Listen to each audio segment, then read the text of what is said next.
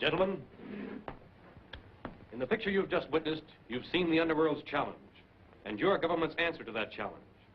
Now, you men have been chosen to represent your government in the fight to stamp out the criminal element of our nation. The Federal Bureau of Investigation trains you to meet the hoodlum on his own ground. It arms you to fight the gangster with his own weapon. Your training gives you every advantage over an underworld that has pursued its vicious course with total disregard for the life and property of decent citizens. But remember, there are no rules in the game of justice versus crime. All criminals are rats and should be treated as such. Your training is just beginning. Now it's up to you.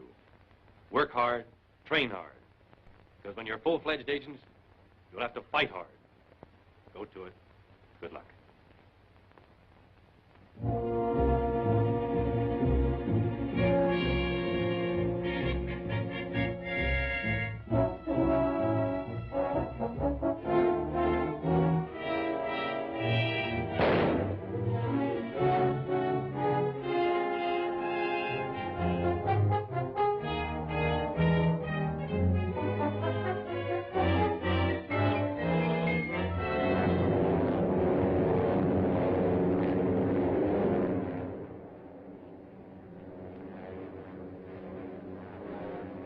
Over, G-Man.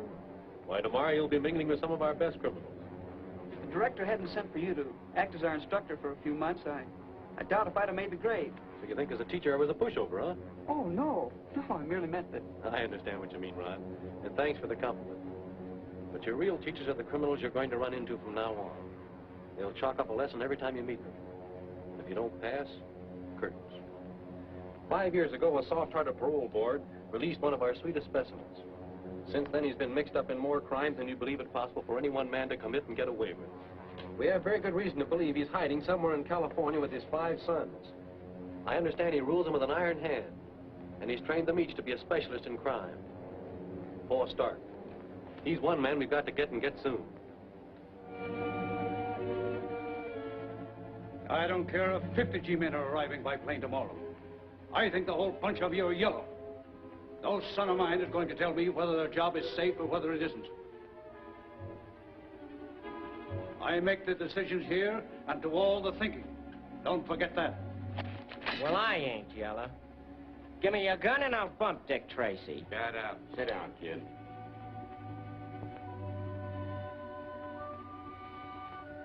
We're going to pull off that job tomorrow at 12 o'clock, just as I planned it.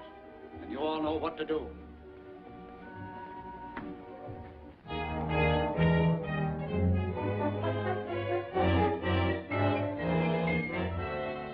No, sir, Mr. Tracy's not here. I'm expecting him at any moment. Yes, I'll be glad to. Mr. Tracy's office. Oh, yes, Mr. Field. No, Mr. Tracy's not arrived as yet. Yes, I'll be glad to. I'll tell him the moment he comes in. Goodbye. Things are coming to life around here with Tracy on his way back. Gwen? I can't wait to see him. Neither can I. Let's see.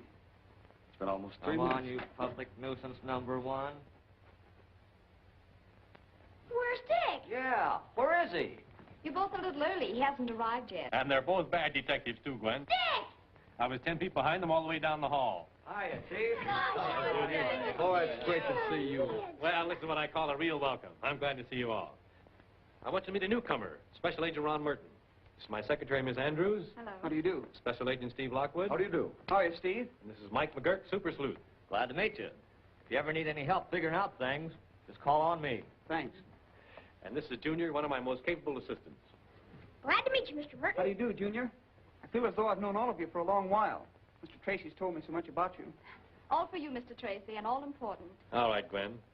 Oh, Steve, will you show Ron the lab while I go through these? Excuse me, Ron. Certainly. Okay, this way, Ron.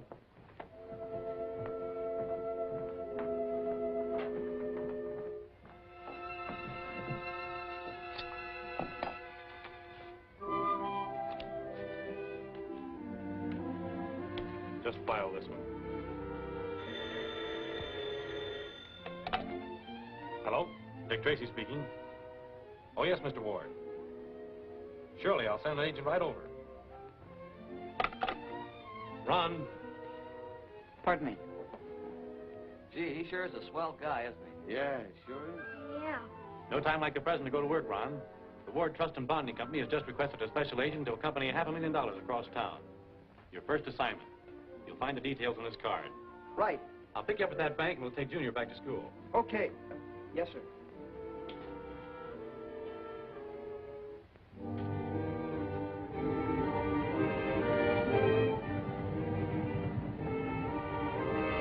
Here they come, Pa.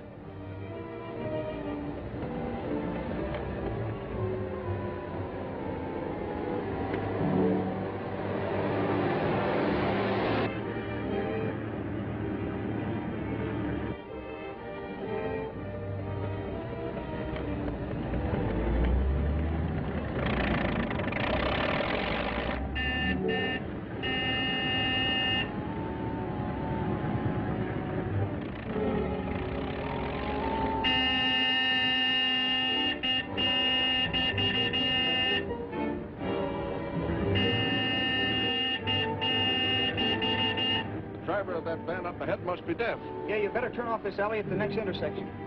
But, sir, we're not supposed to leave our specified route. I know it. But I have a hunch this is not on the level.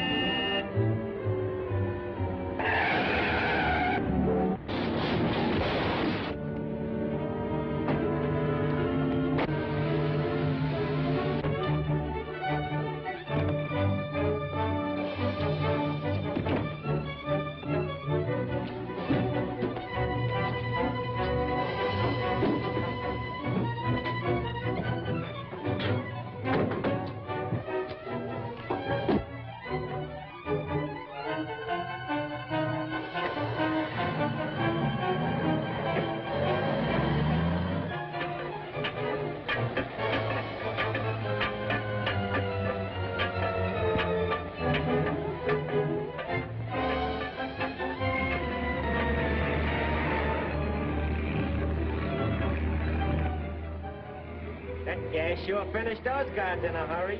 There wasn't a peep out of them.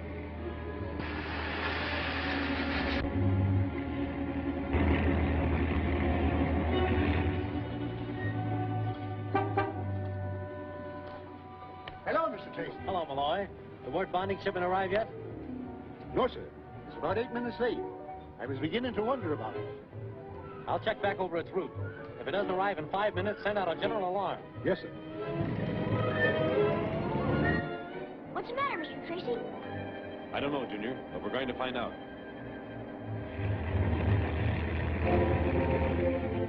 It's almost through. Be careful you don't get a whiff of that gas when she comes open.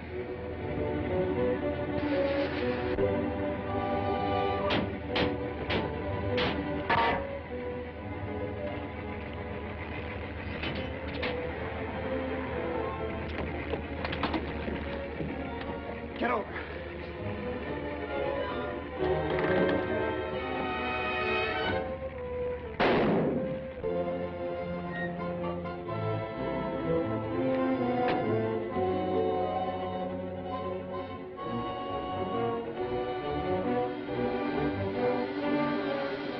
Something is wrong, Junior.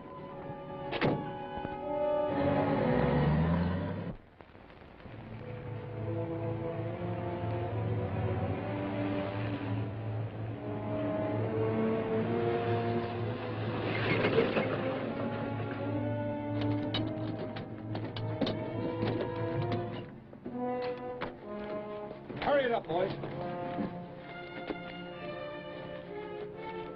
The only car that's come out of this alley in the last 15 minutes, Mr. Tracy, was a Whiteman storage van. Which way did it go? I believe it went down that way. Thanks.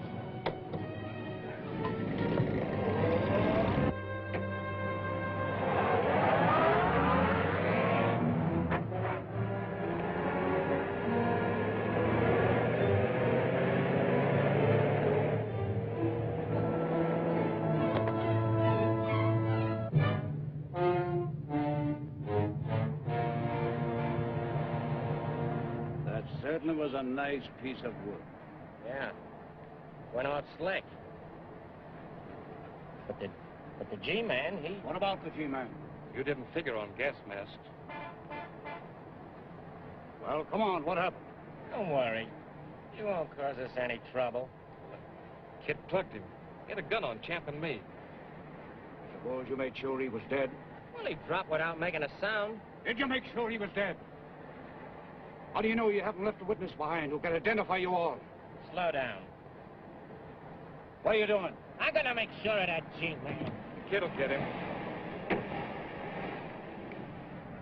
Drive to the city dump. Why, hello, kid. I'm not the kid. Now get going. Sure.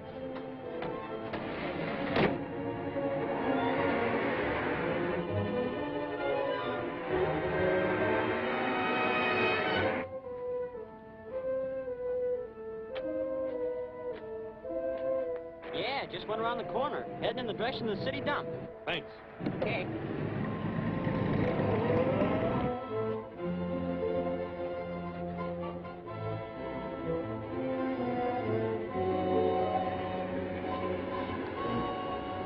Slow down. That's the man I'm supposed to meet.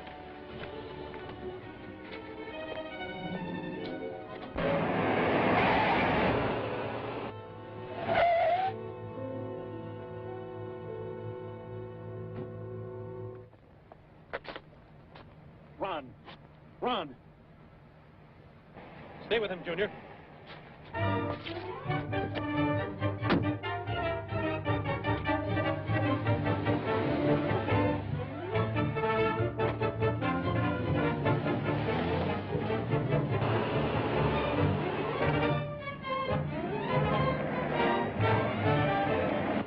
That car touches us, I'll blast you.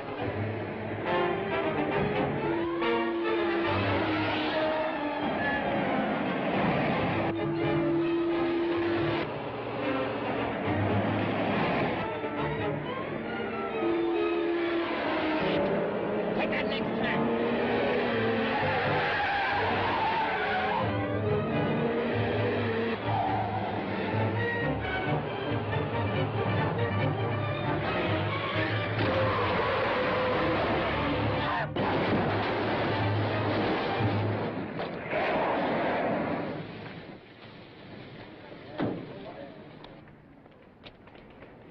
Anybody see what happened to the men inside of that cab? It burst into flames before I got here. Maybe that man can tell you. He was the first one here.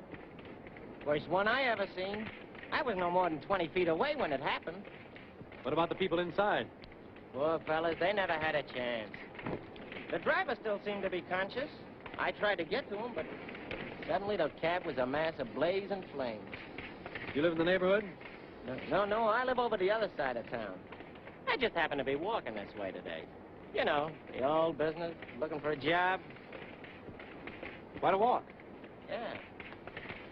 Especially with a broken ankle. You'll be needing a doctor to fix that fracture. I tell you, I broke my ankle when I was trying to help those people out of wreck. What did you do with that gun after you shot Special Agent Merton? I never had a gun. I don't know what you're talking about. Make a paraffin test of his right hand. Hello? Lockwood speaking. This is Gwen, with the hospital. Hold the line. Mr. Tracy wants to speak with you. We got him into that iron lung just in time.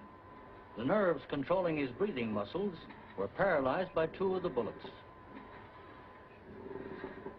Mr. Lockwood's on the phone. Thank you.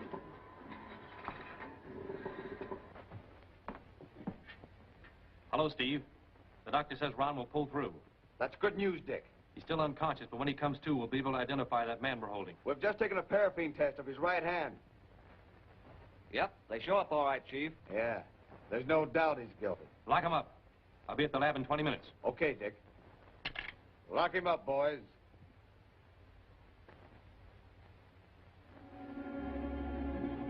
Pa, Dick Tracy's got the kid. He's going to pin the whole rap on him. What about the other G-man? Still living. They got him in an iron lung over at the receiving hospital. Has he talked? Not yet. He's been out like a light since they picked him up. They'll have a hard time burning the kid if that G-man never talks. He's not going to.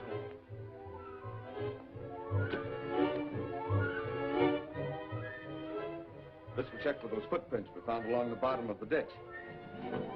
I got it, Chief. I got all the dope on Joe Hanner, the driver of that taxi cab. It was just like you said. I went to the cab company with the number of the cab's license plates, and they gave me his pictures, his fingerprints, and everything. Well, Joe Hanner shouldn't be hard to trace. I think I know where he's gone. I found out he has a brother living in Salt Lake City. I checked all the ticket agencies and showed him Joe's picture. A clerk for the Speedhound Bus Company said he remembered a guy that looked like Hanner buying a ticket for Salt Lake. Good work, Mike. That's using the old noodle. If we bring Hanner back here, a lot of missing pieces will fit into the puzzle. Why do you suppose he beat it? Very obvious. He didn't want to identify his passenger.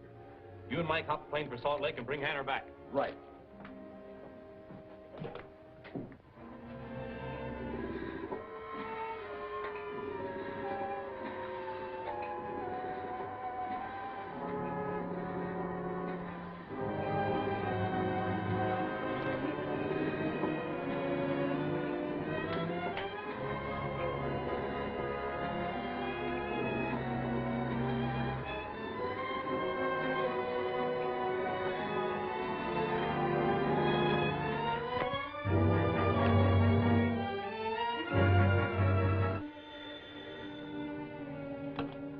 Hello? Yes? Oh. All right. Yes, I'll be right over. What's happened?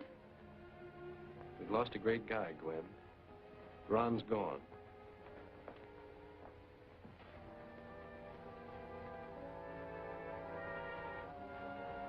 It was only this morning I sent Ron on his first assignment.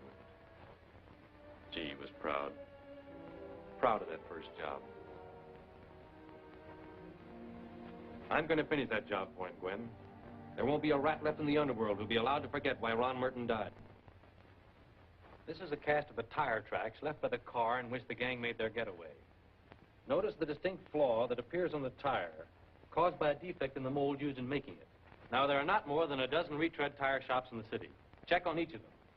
Find one with a corresponding flaw in the tire mold. Then get a list of persons to whom such tires were sold. Get going.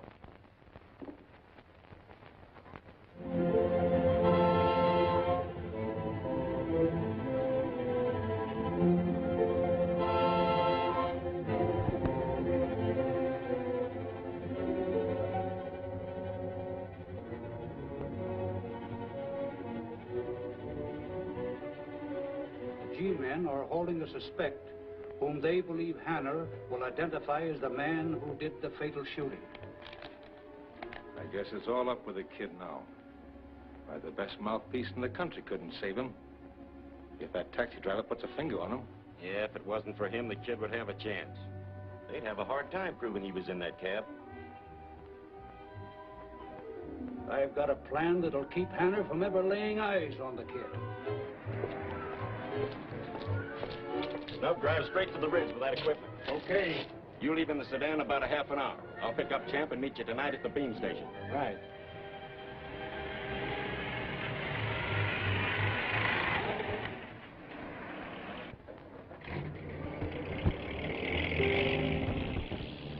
Hello, Mr. Tracy.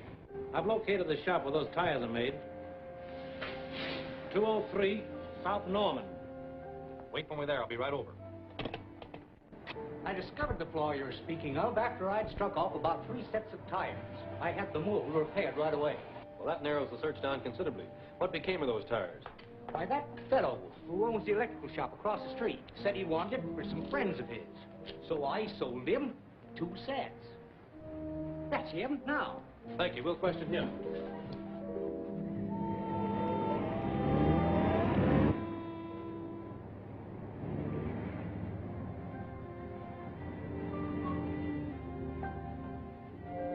That car has the same kind of tires we're looking for. I'm going to follow it and see where it goes. You question the men in the shop.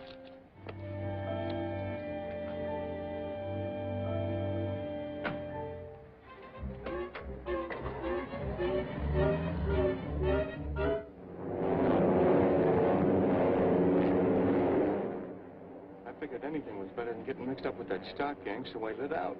So it was Kid Stark that did the shooting. Yeah. My life wasn't worth 2 cents being a witness to it. Why, they'd have rubbed me out in no time at all. You guys will have to give me plenty of protection until the rest of that gang is rounded up. You'll get it all right.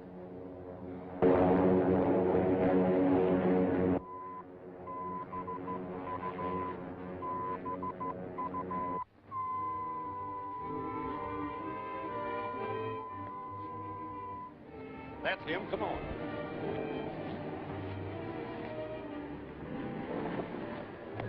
Park the car off the road, Sam. We got to step on it. There's not much time.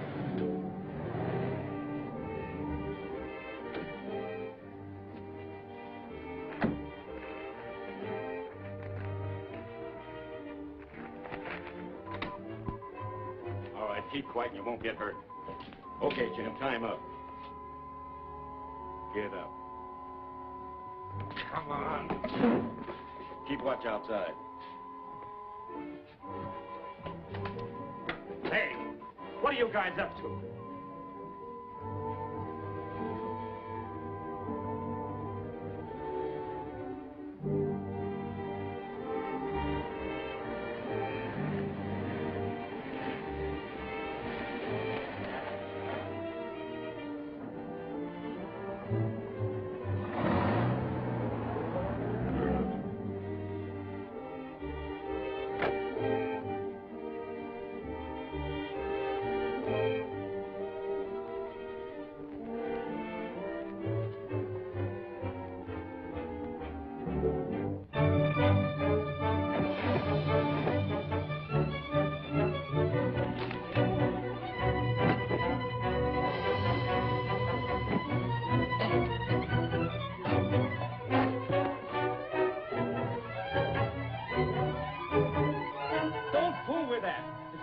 A beam signal. There's a ship in the air coming in on it.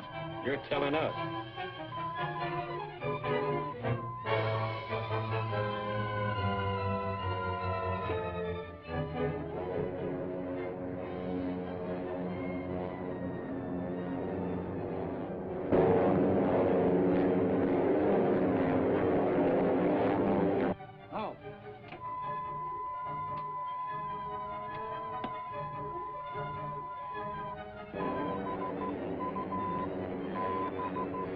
Funny, we were almost off it.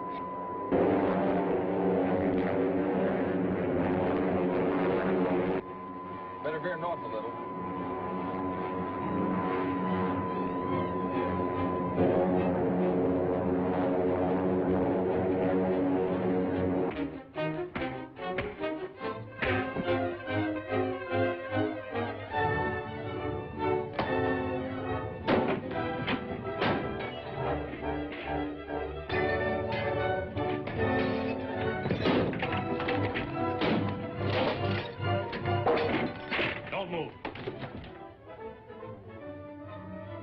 Stick him up there.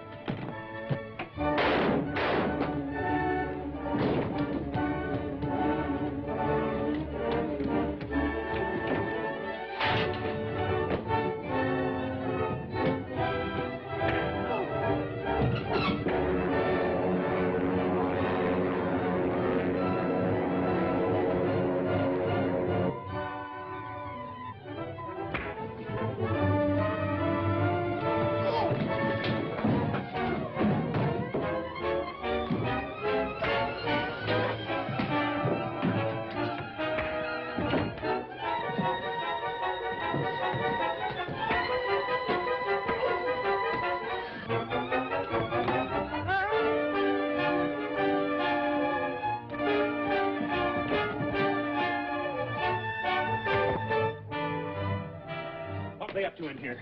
They wrecked the beam, cut it off, then smashed all the equipment. What ships are in the air? Flight 9 coming in from Salt Lake. And there's a low ceiling. They'll need the beam.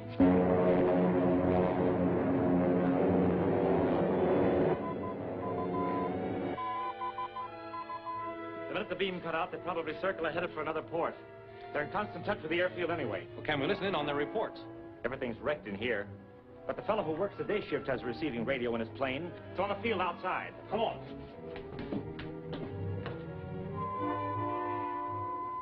I'll give it 15 more minutes. Listen. Calling Municipal Airport. Flight 9 checking in.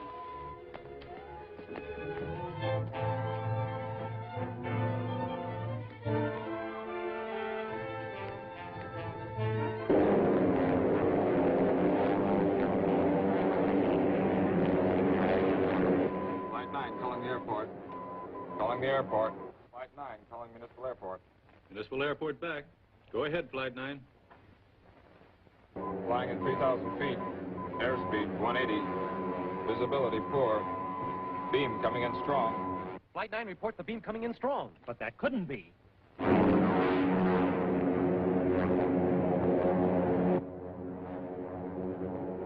One of them kept looking at his watch, and at a certain time they cut the switch.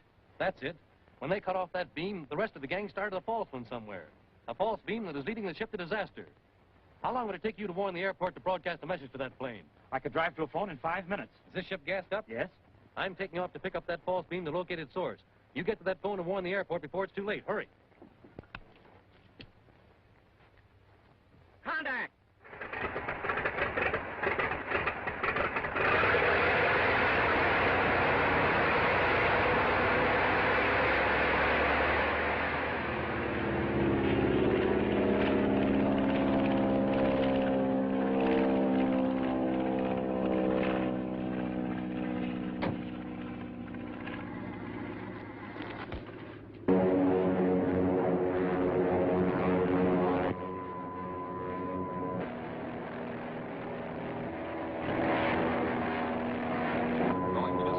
Flight 9 calling the airport. Come in, Flight 9. Visibility still poor. Figure we've cleared the Coldwater Mountain range. Beam signal strong.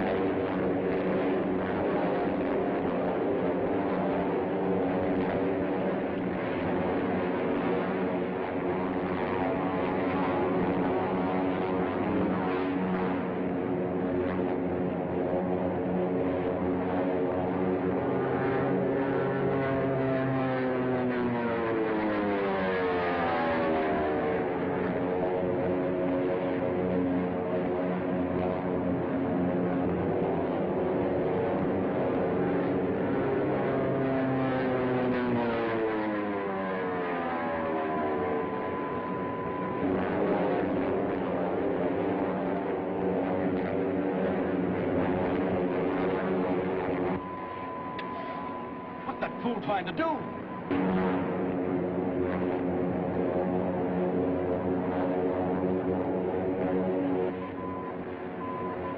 The crazy pilot's trying to wreck us, Mr. Lockwood. Look.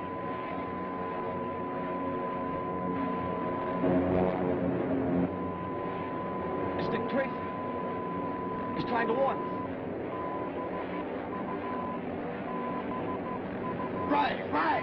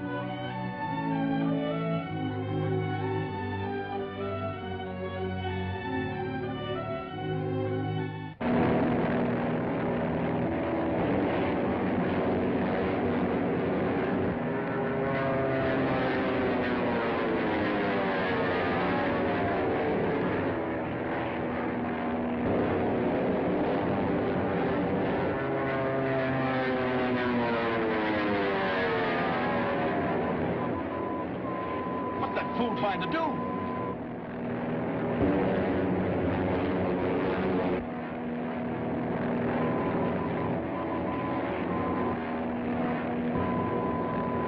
It's Dick Tracy. He's trying to warn us. Right, right.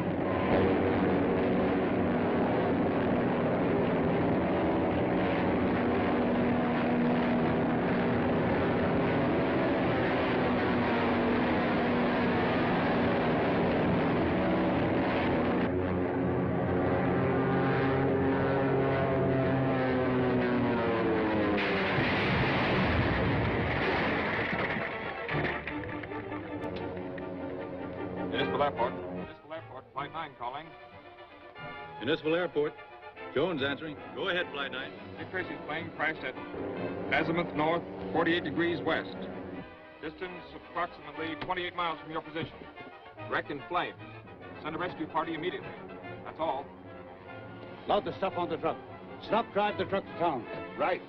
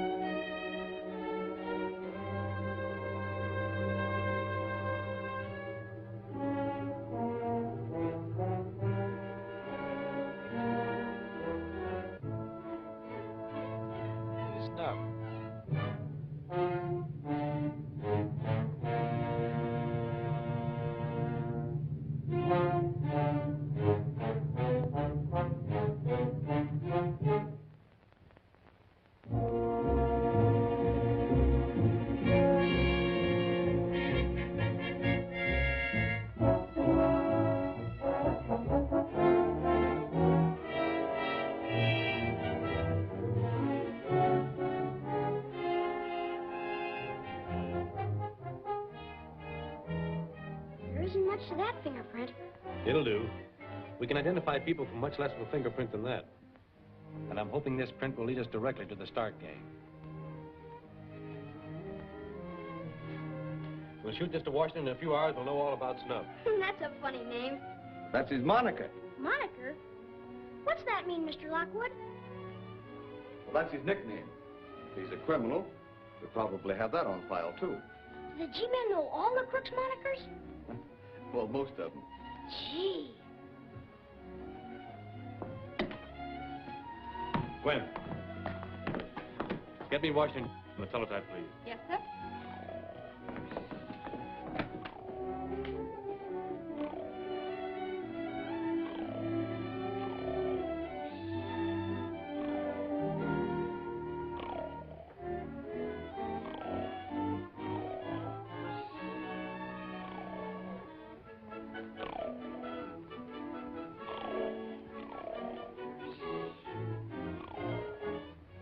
Identification Division, FBI, Washington, D.C.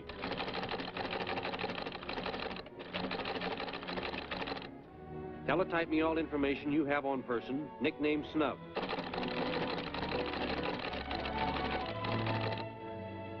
Fingerprint classification.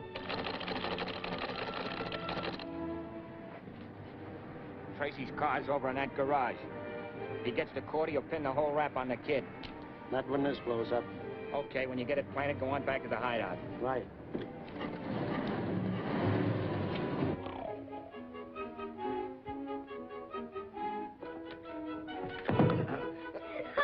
Bring him on. I'll fight all 17 of them. Junior, leave Mike alone. We'll be at Criminal Court, Division 9. The Kid Stark case opens in a half an hour.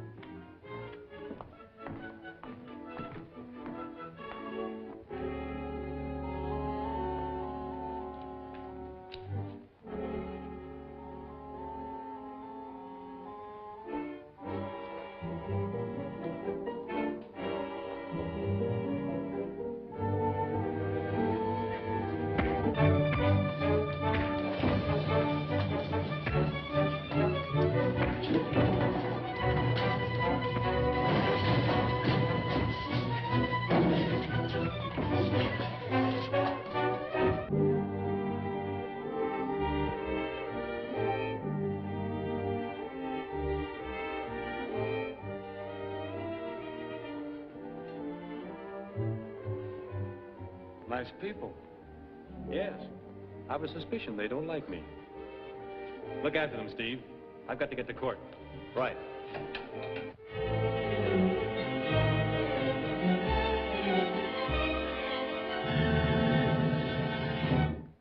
They'd never have convicted him without Tracy. Yeah, and if you'd stuck around and seen if that bomb was in that car like it should have been. Shut up. Well, what do you want? Mayor, we need more cars for that Manila shipment. Well, you heard him. What are you waiting for? Come on, get out. Okay. About that special bill Parker. Put in a Super 8 Harmer motor. Change the serial numbers. Take that sedan body off and make it a coupe. Yes, sir. Paint it yellow.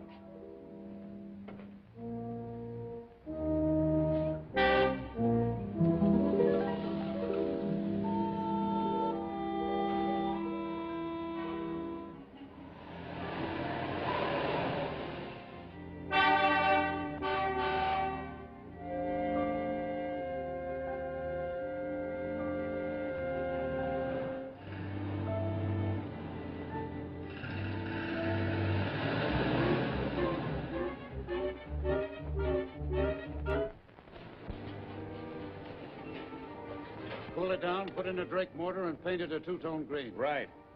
Hey, Snub, strike it. Okay. It was easy. Why, she even left the keys in the car. Can you imagine anybody being so dumb?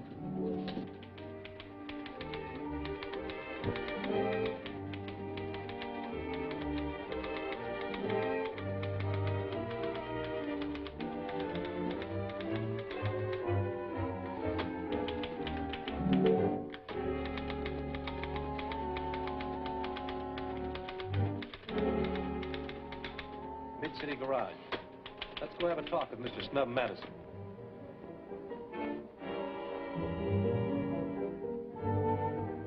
Yeah, Snub worked here until last week, then he quit. Why? Why, because he... Say, listen, mister. I didn't ask him why. He just checked out, that's all I know. Let's go, Steve.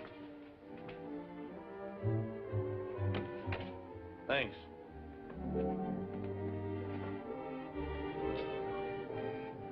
Well, what do you think? Snub's up there all right. I saw his time card in the rack. You get Hunt, Rance, and Reynolds. I'm gonna have a look around. Right.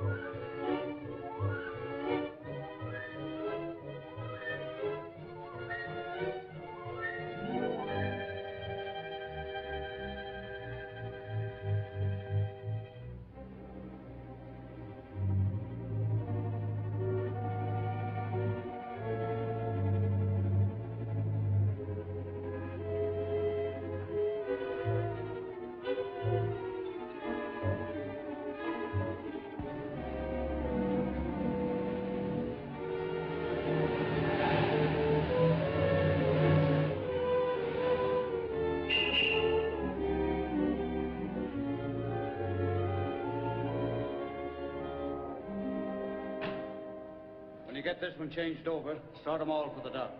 Okay. Come on, let's get the money ready.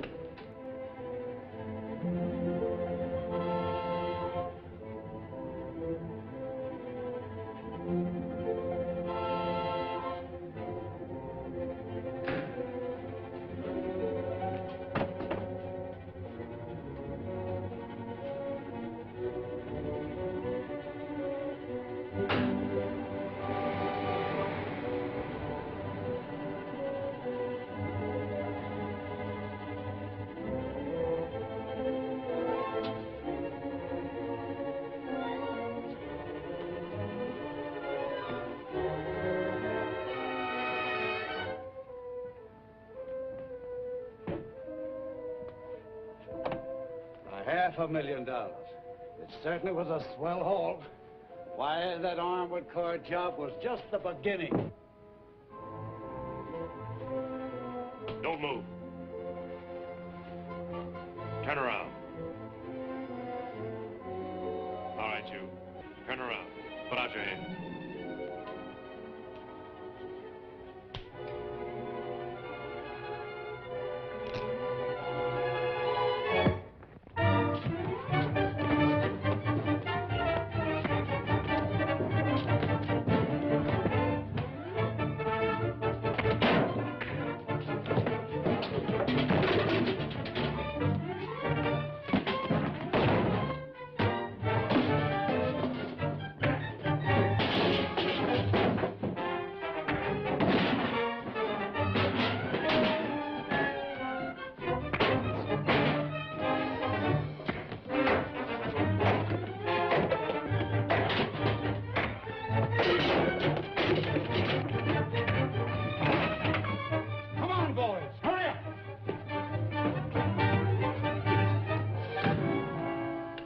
What's the idea? The paint remover's loaded with ether.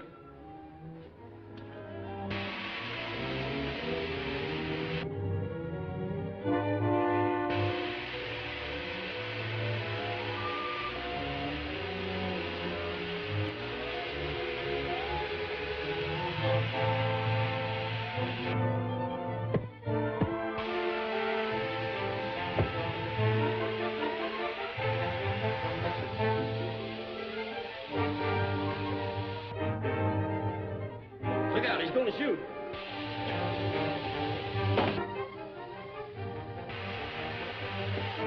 Well, what do we do now? That ether gas won't clear out for hours. Trigger, do pull that car over the head of the ramp. Don't let that gas get you.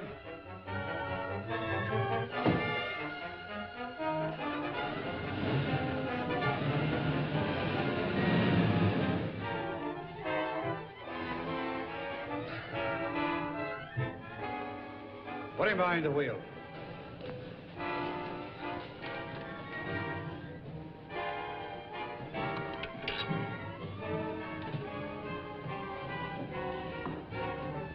Ramp the wheel over and get out. He'll crack up, and his death will be accidental. Shove it down the ramp.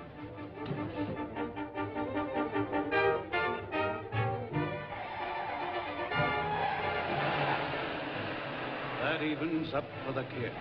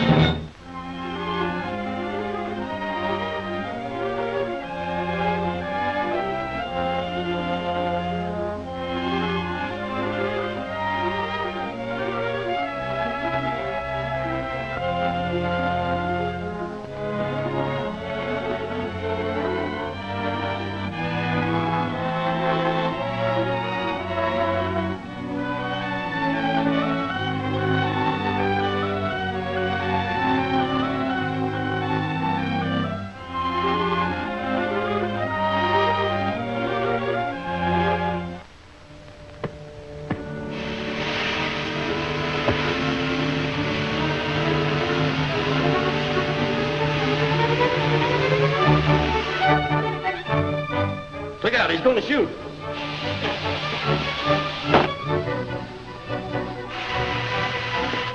Well, what do we do now? That ether gas won't clear out for hours. Trigger, do pull that car over the head of the ramp. Don't let that gas get you.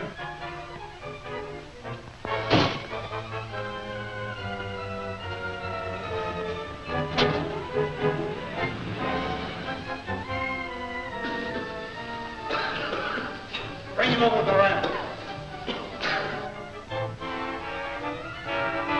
Put him behind the wheel.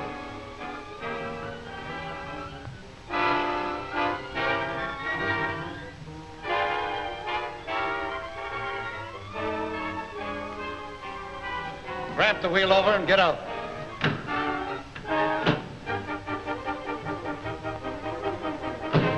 He'll crack up, and his death will be accidental. Shove it down the ramp.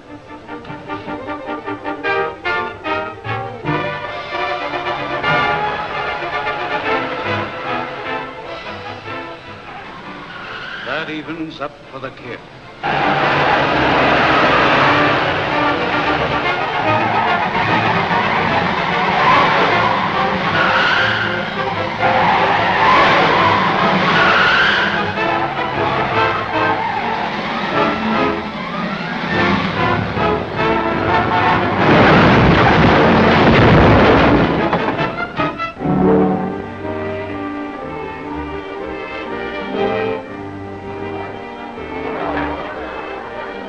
Are you all right, Dick? Yes. The Starks. They're on the 6th floor. Come on.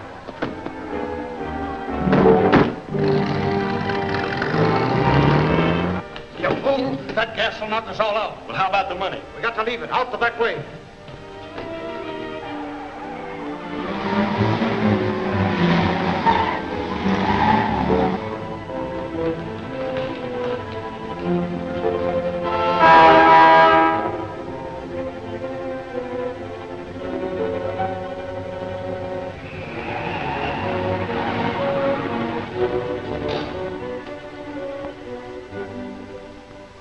Hand me that gas mask. Come on.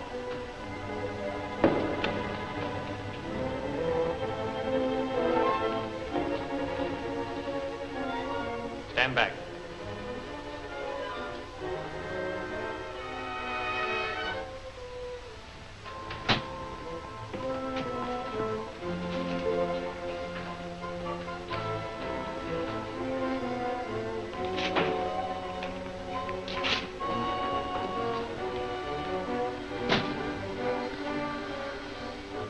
Money Ron Merton was guarding when he was shot. That wall's a fake. There are machine shops on the other side. We'll break it down. They'll be gone before we can break through. They're bound to leave clues. We'll fingerprint the place and take their files and correspondence. You men bring the money. Come on, Steve.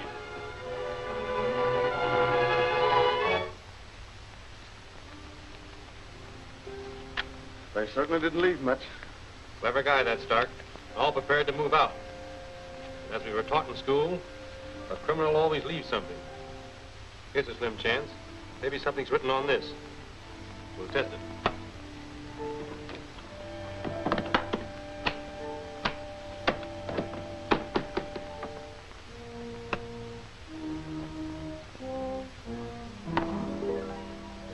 Thank you.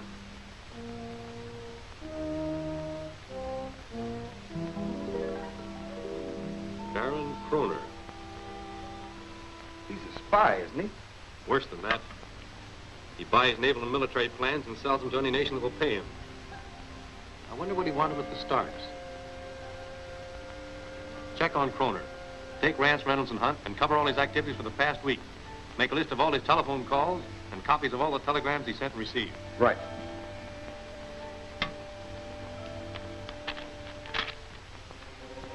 Just why do you want this radio control, Baron?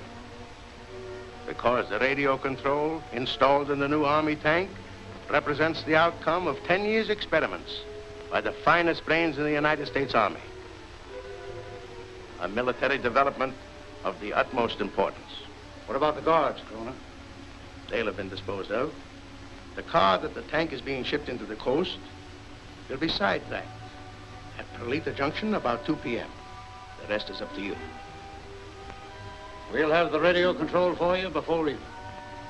Excellent. The powers I represent will pay you well for its safe delivery. But gentlemen, remember I expect results. Good day. To Baron Nikolai Kroner, Shore Hotel, Los Angeles.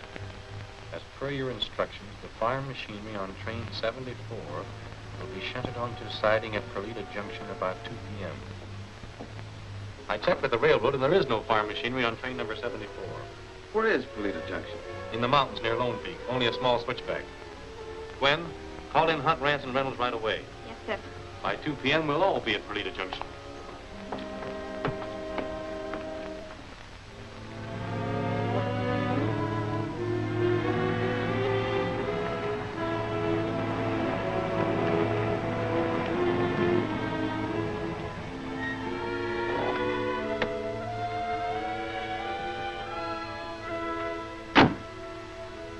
Pretty quiet.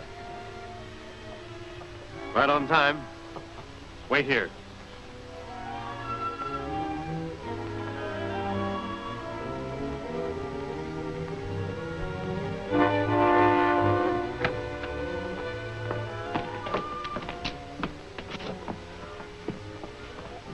How long have you been tied up? About 10 minutes. I'm sitting here taking a message when some men jumped me. Telegraph to the sheriff's office and have them get I up. can't. I can receive messages okay, but they've wrecked my sending key and opened the circuit. I see. Get word to as quick as you can. Come on, Steve. Let's go, man. Siding's over there. Take it easy. Hurry it up, boys. We'll drive her down to the ravine. We'll need time to take that radio control out of her.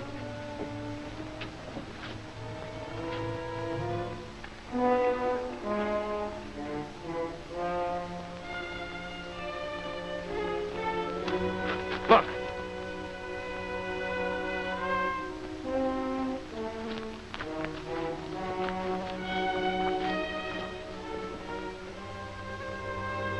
I get it now. They're after the new Army experimental tank. Stark! Stay where you are. It's Tracy! G-men! Let him have it!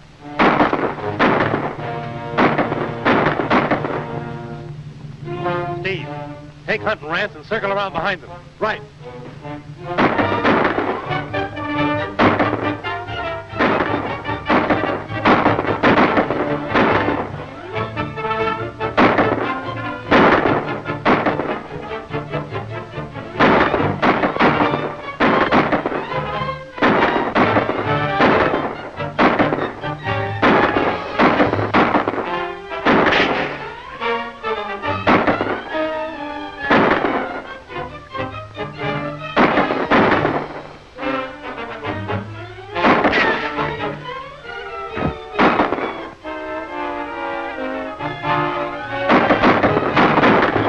Here.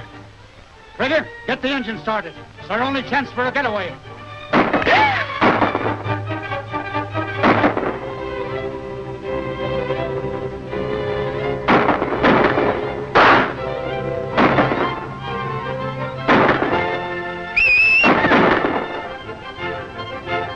Come on, boys!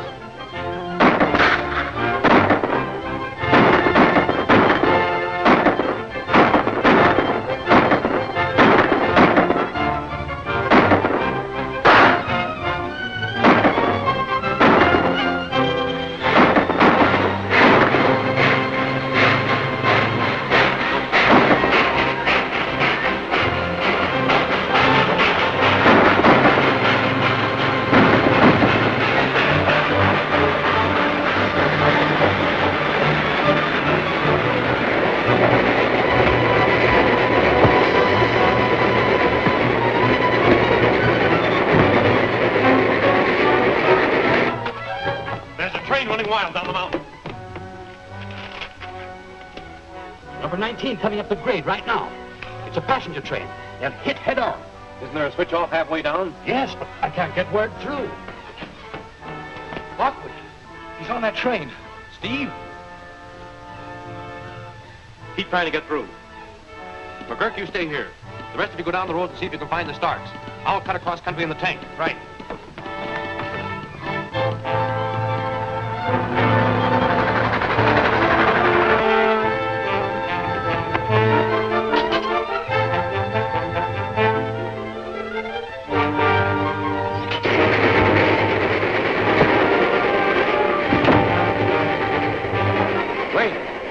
Let him ride the car down the mountain. Supposing he comes to and jumps off? I'll fix that. Take those handcuffs and handcuff him to that.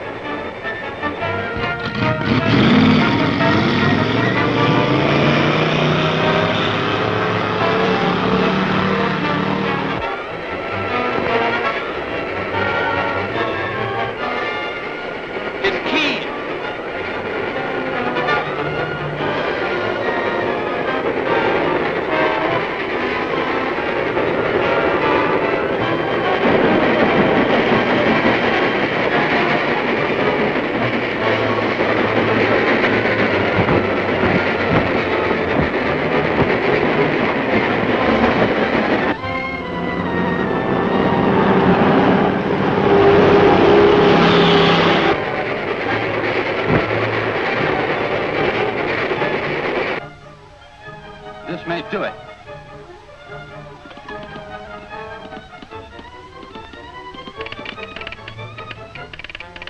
It works. I can only stop that passenger train.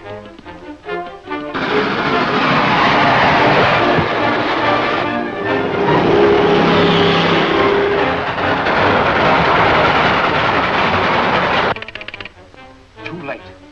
Number 19's already gone through.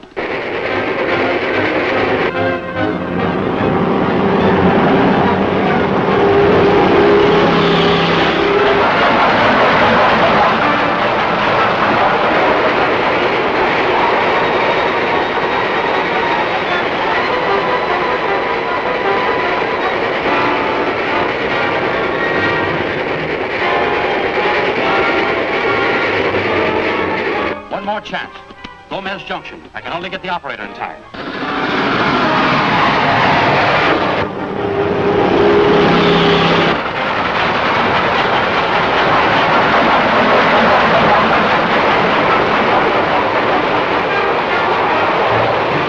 Steve's on that train. He may be killed. He's only one. There are hundreds of people on that passenger train.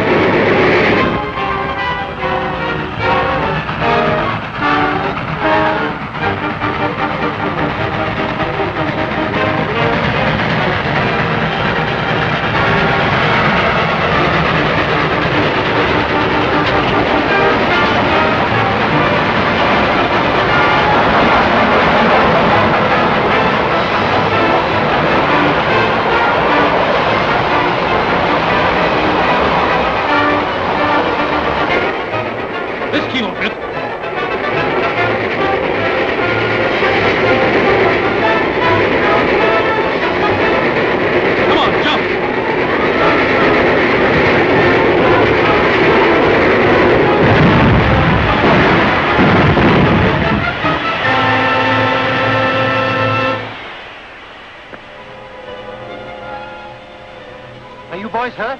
No, we're all right. Can you get word through to Perlita? Sure. Tell the FBI men to pick up Tracy and Lockwood here. Right. No use looking further for the Starks. Let's go. Dr. Worthy, we have made all arrangements to destroy your new 200-inch lens unless you pay me $50,000. Further instructions will follow. Dr. Worthy, he's the famous astronomer at Wilmar, isn't he? Yes, and he just finished work on that new 200-inch lens. Have this tested for fingerprints. Yes? Steve, get me all the dope you can on Worthing, will you? Right.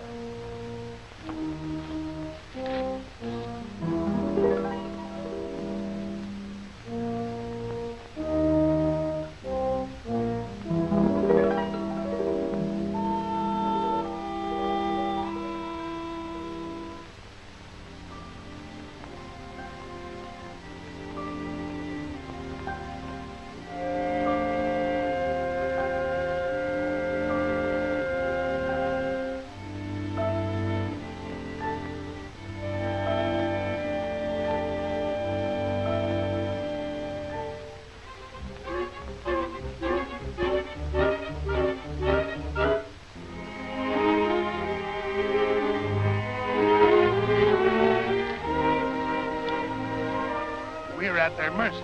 We cannot move the lens. It would take a week even to load it onto a flat car.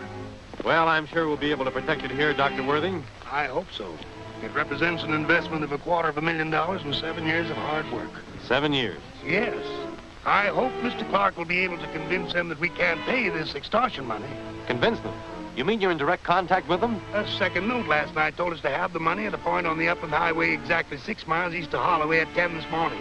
You know, Mr. Clark is as deeply interested in the telescope as I am. And you sent him to meet them without the money? Only a dummy package. He's going to plead with them in the interest of science. This is serious. I hope we can get there in time to stop him.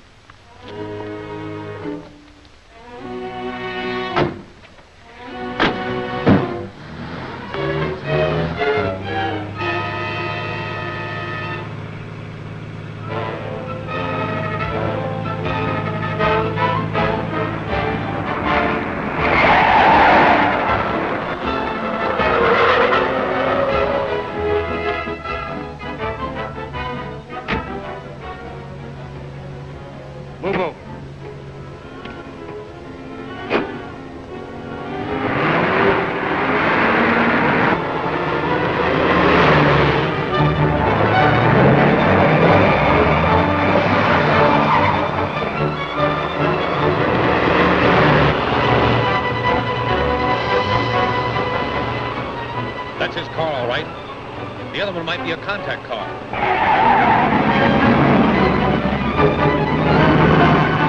Let's get it.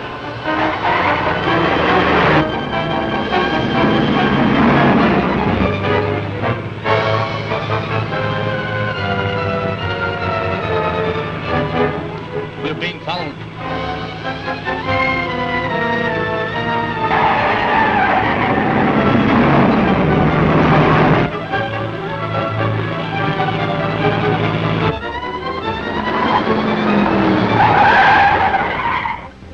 Any other car?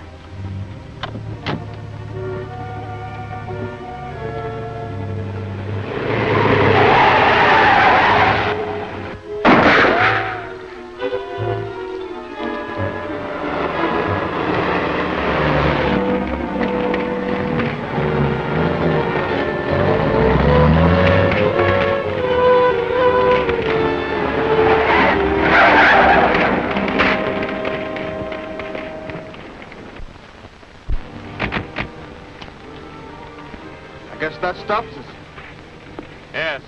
We'll get back to the observatory and help guard that lens.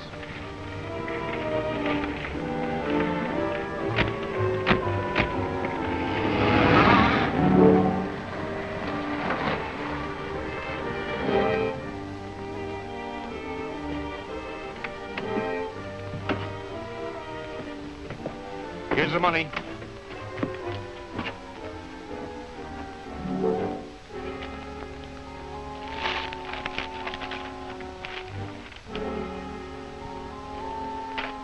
Very clever, aren't you? I expected you'd try an old trick like this, so I had you brought here. You're going to write a note to Dr. Worthing explaining how important it is for him to come through. My reason for coming was to explain... Forget the explanation. We want cash. That's just the point. All of our available funds have gone into building this new telescope. We can't pay you $50,000 or any part of it. He can pay it if he has to. Look that over.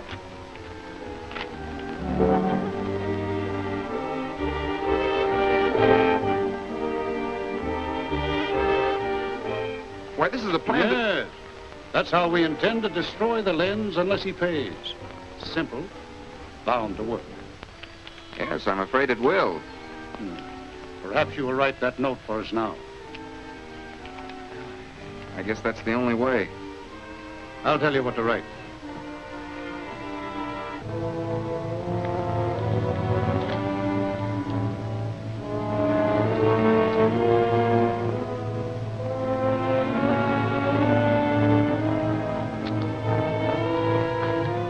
Don't worry about Clark, Dr. Worthing.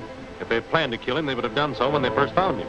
I hope you're right, but I'm still greatly concerned. Meanwhile, I suggest that you close the place to all visitors.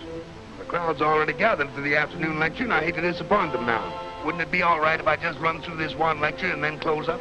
If you do, it's on your own responsibility. Doctor, I found this note pinned to the lens house door.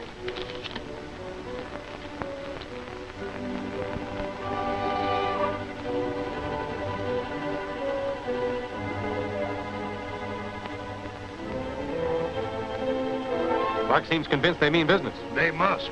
Clark couldn't be intimidated. It's 3:15. I suggest that you finish your lecture and get everyone out of here as soon as possible. Yes, I'll hurry it through and we can have everyone waiting here by 3:15. Meanwhile, I'll make sure no one gets near that lens.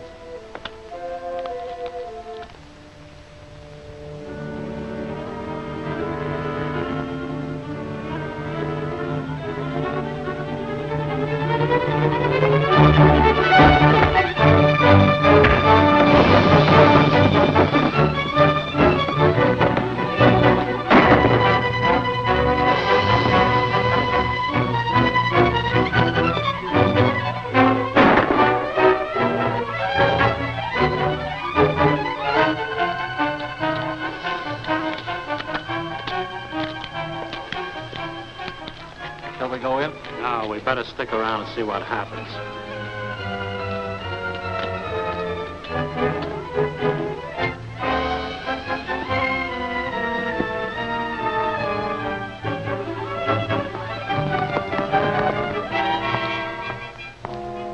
Most peculiar, Mr. Tracy. What is it? Why, this building is out of line. An error has developed in my calculations, and I just found out what caused it. I finally discovered this building had sagged and thrown my instruments out of line. These foundations certainly seem solid enough. Oh, they've been standing solidly for years. I can't understand it.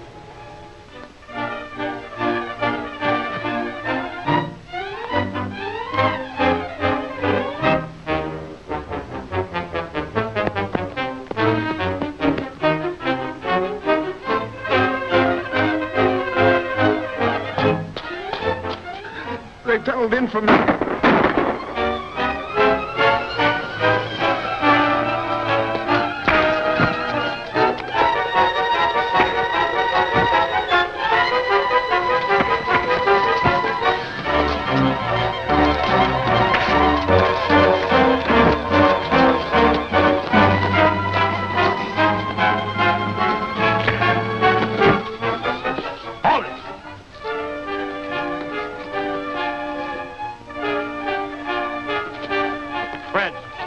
Take care of them.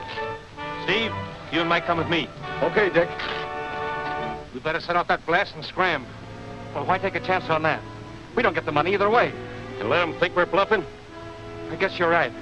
I was just thinking of all those visitors up there. That's their tough luck. It's now or never. Come on. It's no use, Mr. Tracy. He's dead. From what he said, they must have a tunnel under the lens. But where's the entrance to it? The sagging building. The tunnel must be under here. If the lens building is in that direction, and the tunnel passes under this building, the entrance must be that way. Well, there's an old mine tunnel down there. That's it. Come on. The rings about the planet Saturn are gaseous in nature.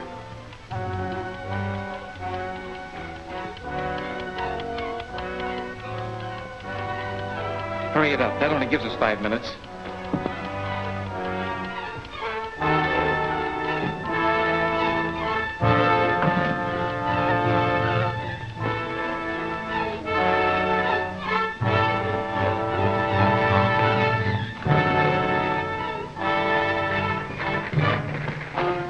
Somebody's coming.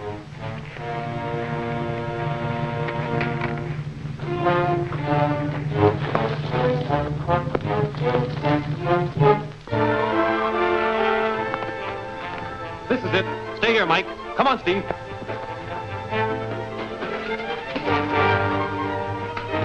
Looks like we beat him to it. There's enough dynamite here to blow the top of the mountain off. Yes. And all those people still in the lecture room. We gotta get this stuff out of here. Wait a minute. I hear a clock ticking. We must have placed a time bomb to set off this dynamite. We've got to find it.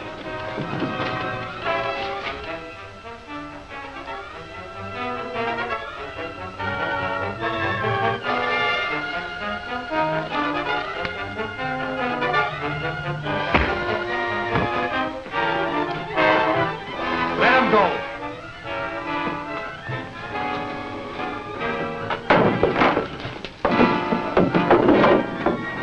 That ought to hold.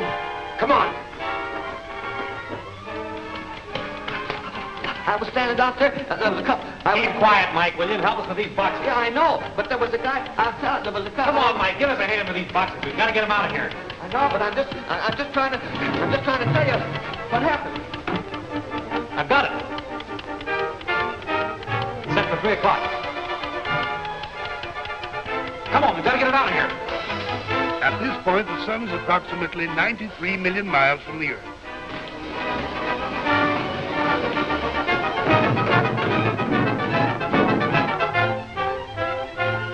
She's due now.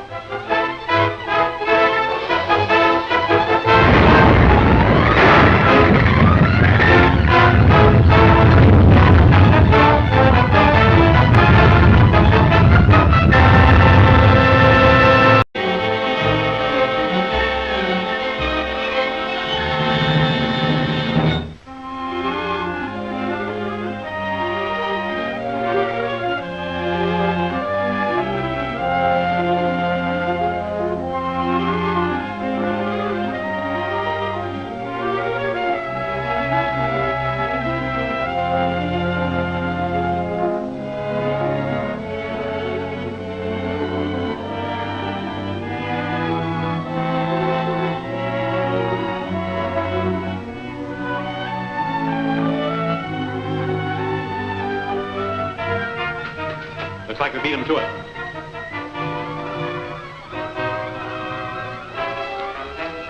We got to get this stuff out of here. Wait a minute. I hear a clock ticking. We must have placed a time bomb to set off this dynamite. We've got to find it.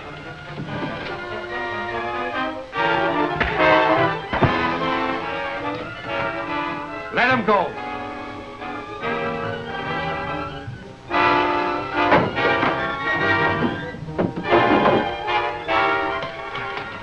I was standing, Doctor. There was a couple. Keep quiet, Mike, will you? And help us with these boxes. Yeah, I know. But there was a guy. Come on. I've got it. Set for 3 o'clock. Come on, we've got to get it out of here. She's due now.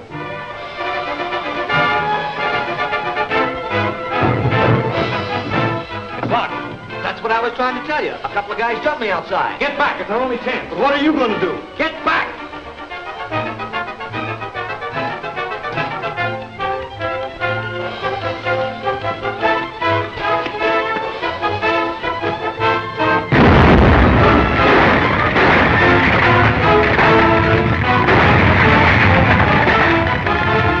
Let's get to the plane.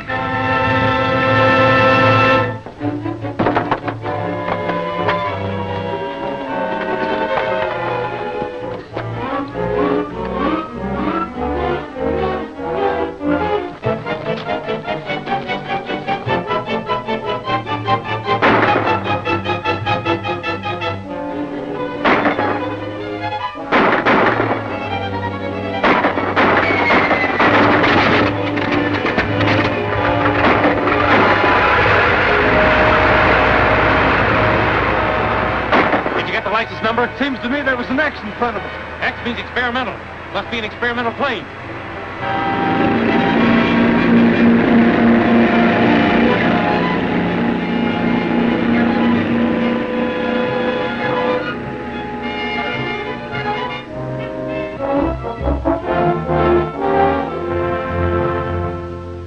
Low-wing mono, 5.5 dihedral.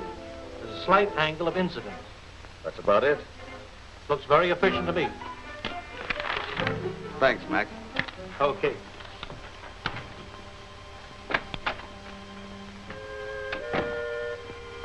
Here we are, Dick. How does it look to you? That's the way I saw it. Right to scale. Look familiar, Mike? Yeah. Call the National Aircraft Company, Gwen. Now we'll find out who makes this plane and trace it down.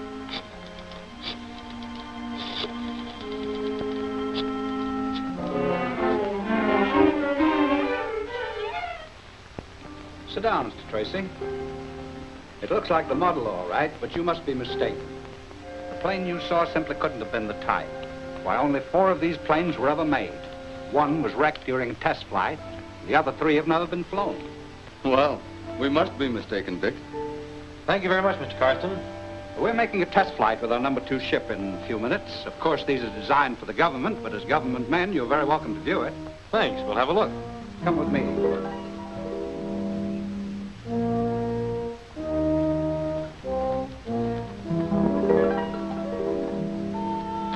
It's designed to climb faster and higher than any plane yet made. Certainly looks efficient. You'll excuse me, I have some final instructions from my pilot. Certainly. I still believe it was a plane like this one that we saw. Something fishy somewhere. I'm going to stow away on this test flight. I might find something. You cover up for me. Right.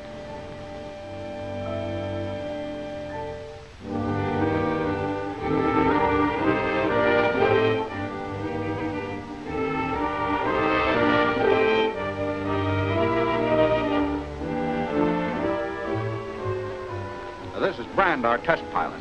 Mr. Lockwood is from the Federal Bureau of Investigation. How do you do? Howdy. Where's Mr. Tracy?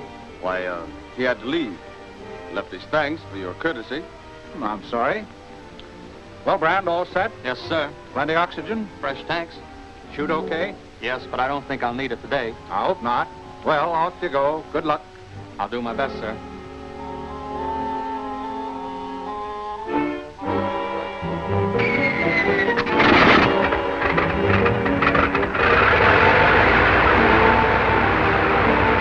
Now watch her climb.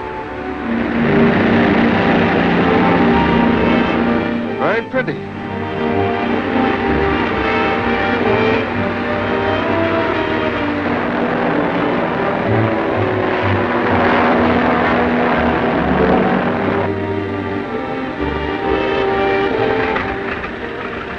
Here he comes.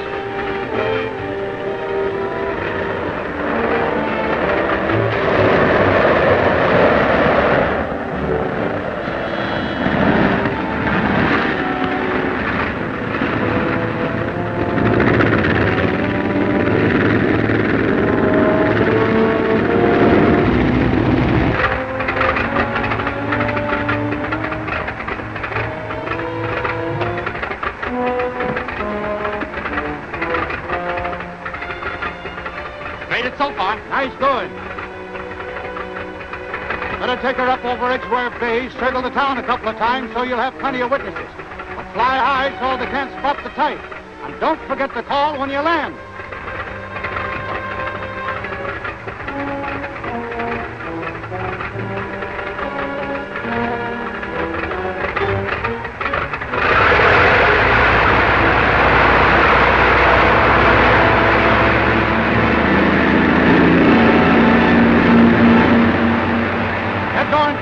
Tell Wade to dismantle her right away and load her on the truck.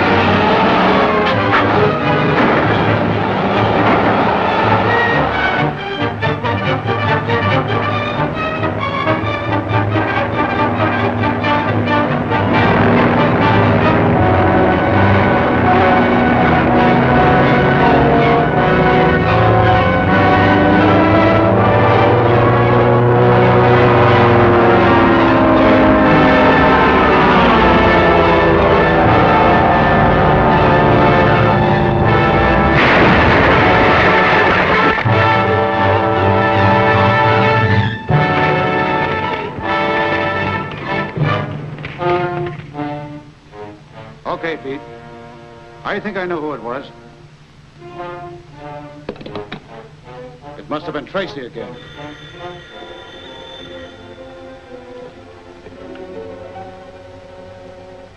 It's Brand. Everything worked perfectly just as planned. Yes, listen.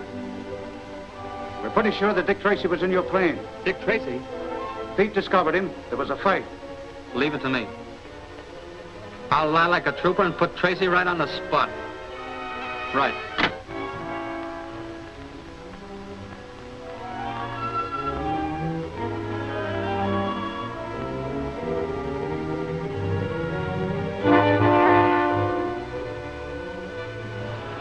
What do you make of it? There's no doubt about it. Stark is stealing government planes from Carston. But how? Simple enough. I think that test pilot Brand switches planes. He turns the government ship over to Stark and then wrecks a decoy plane of similar appearance. Shouldn't we grab Brand? No, he's small fry. By keeping our eyes open and playing dumb, we'll get onto the trail of Stark. He's the man we're after.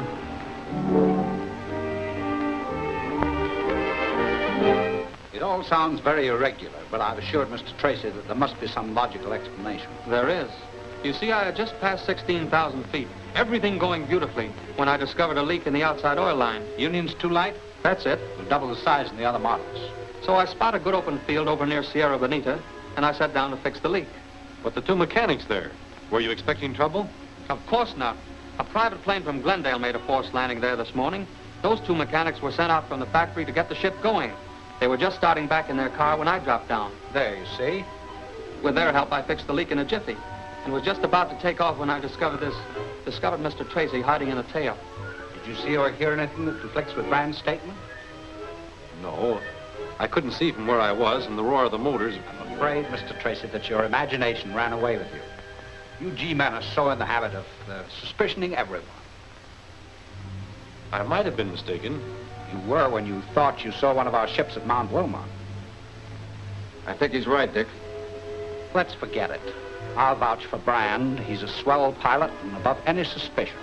Thanks, Mr. Carston. Now, Brand, how about that accident? Well, she was handling perfect. I was just over the beach at Edgeware and climbing nicely when I saw a trickle of gas across the floor. How come? Well, I checked the fuel line, and sure enough, the tube was cracked and bent. Next moment, there was a burst of flame, and I bailed out right then. I'm mighty glad you escaped, but how do you account for the break? Well, I don't like to say. Come on, let's have it. All right, I will. When I was trying to eject Mr. Tracy, one of us must have kicked or fallen against the tubing and cracked it.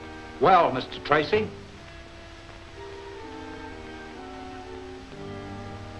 I was assigned to this case, Mr. Carston, and I've got to follow it through. Well, if you're still suspicious, how about coming along with me tomorrow on the test flight? We are testing number 3, aren't we? Definitely. We have only 3 days left to cinch that government contract. Of course, 2 of this model have cracked up, but I'm sure you'd be safe tomorrow. I'll be with you. Okay, see you then.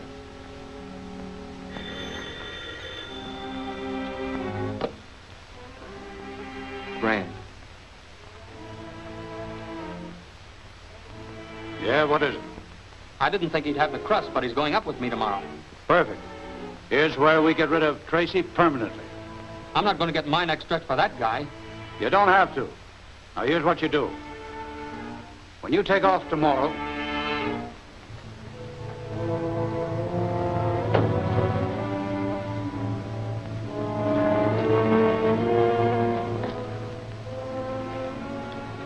What's this? Ordered 2 full tanks of oxygen. Want to be sure we have plenty. That's right. Can't have anything go wrong today.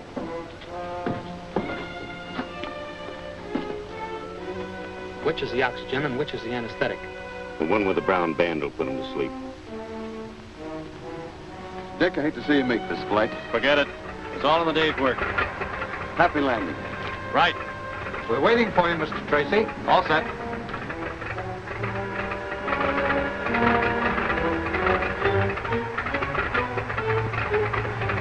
Those are the oxygen tubes. We'll need them in about 10 minutes.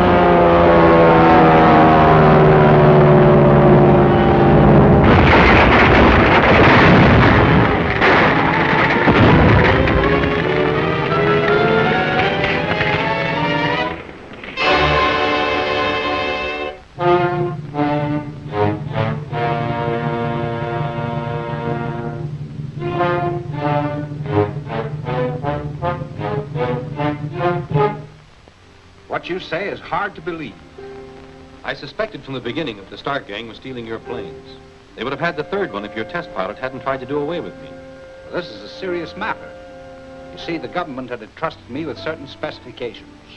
The motors on those planes contain a secret that mustn't fall into the wrong hands. We're a little late, Mr. Carston. They've already stolen 2 of your planes. I understand you have only 1 remaining plane of this type. That's right. If we're in luck, Stark gang will try to steal the motor from that 4th plane. If we help them do it. I got you. We used that 4th motor as bait and set a trap. Exactly. But it must be a very clever trap, or they'll never fall for it. The Stark gang must have spies among your men. Give out general orders at once that the 4th plane is to be entirely dismantled and the motor packed for shipment by truck. The motor will leave my factory by truck, but this is only to make it look on the level. The second truck, looking exactly like the first and with the dummy motor in it, will continue on the journey. Tracy figures he'll be able to follow you after you hijack the dummy motor and in this way be led to the hideout. Very nice of Tracy to tell you these things. Does he suspect you? No. Maybe Tracy doesn't know the money that foreign agents will pay for a few government secrets. I wish the deal was complete and in the bag. Eh, getting nervous? There's no need. We've got Tracy just where we want him. Tell me more about that automatic radio signal that is supposed to guide the G-men to wherever we take the truck. It will be concealed in the crate containing the dummy motor.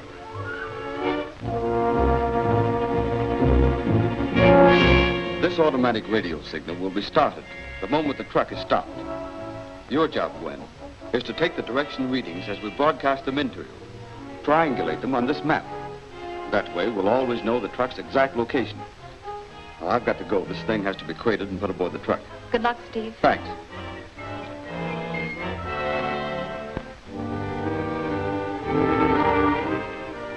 They'll drive straight to Bakersfield. If you're stopped along the road, don't resist.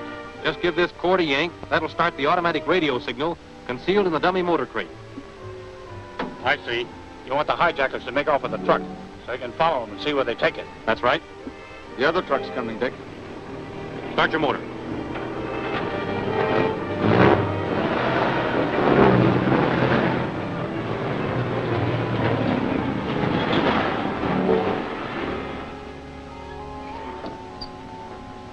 So far, so good, Mr. Tracy. But the real motor is in this truck. I don't want anything to happen to it. I'm going to ride with it to the government warehouse. That's a good idea. Come on, Steve.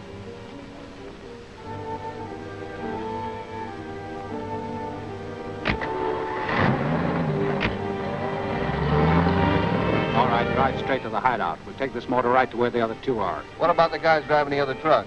I picked them for the job. They know the score. Let's go.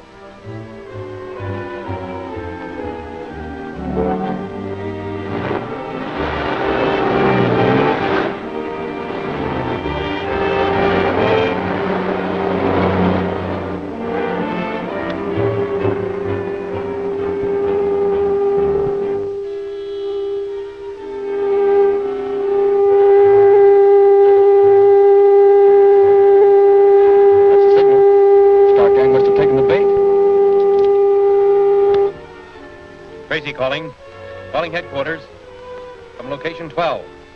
Radio signal coming in from north 11 points west. 11 points west.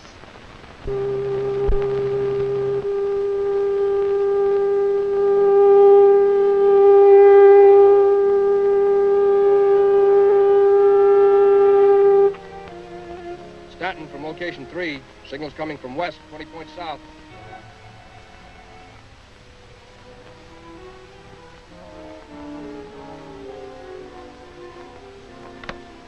Headquarters calling all cars. Headquarters calling all cars. Truck's position approximately 3 miles north of Coyote Well, Highway 99. Standing by. Calling Stanton. Calling Stanton. Proceed to location 5 and stand by. Stanton back. Okay. Let's go.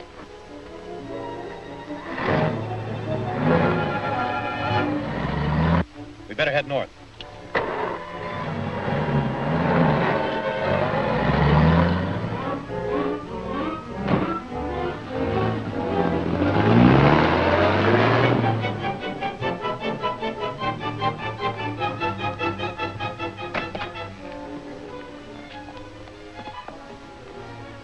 There, now, there's nothing to do but wait for the payoff when the foreign emissary gets here. This is a red-letter day, Carson. If my plans go through, Dick Tracy will never trouble us again.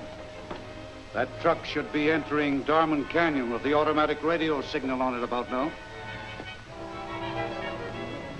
Here comes the truck.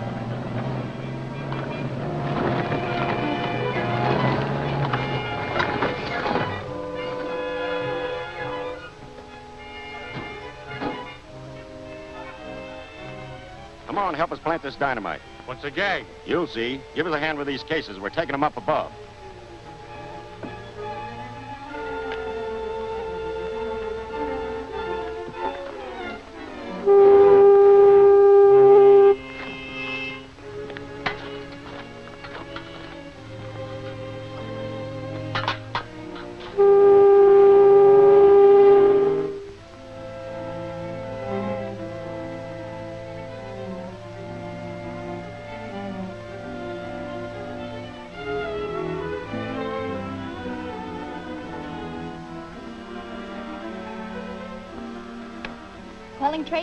Calling Tracy.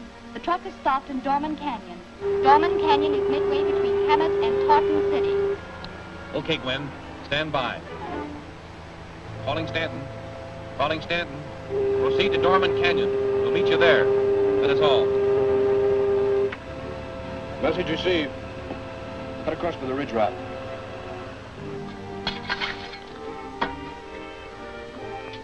Well, this'll give them a real welcome. It'll take a month to dig Tracy and his men out of that canyon after we blow the walls down on them. I'm going to move the car out of the canyon so they won't see it. Take the next turn into the hills.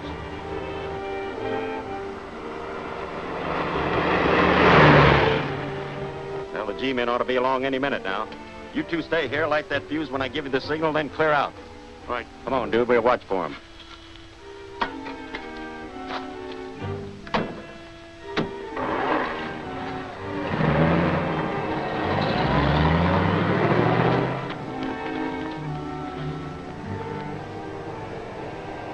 Look!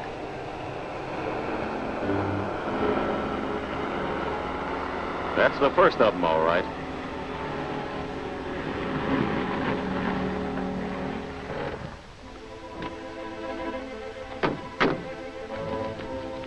There's the truck. And no one near it. Let's find out. No, wait. I don't like the looks of things. Dick. Those tracks. They're still wet. There's something fishy about this. Think it's an ambush? It might be. Lay low and wait for Stanton and McGurk. I'm going to see where these tracks lead to.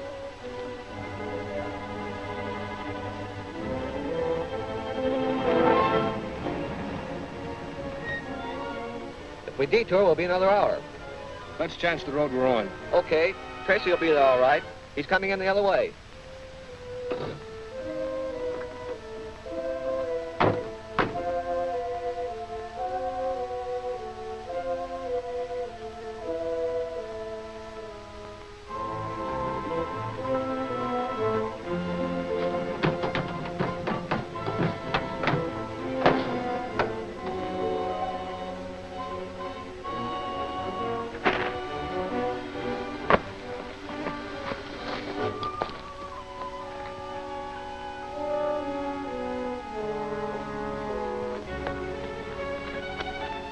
There's the truck. I wonder where Dick Tracy is. He'll be along. Let's investigate.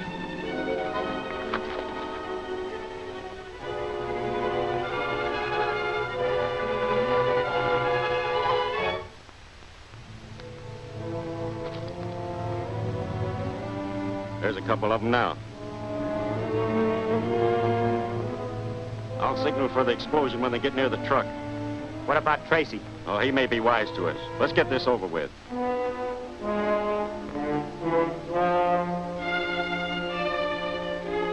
Gonna blow it? What do you think?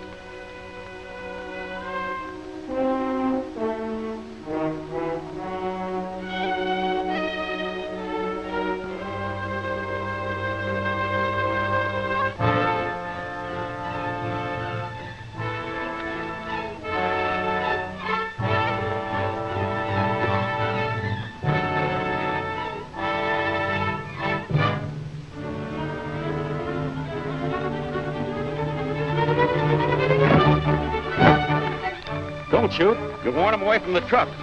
Stay here.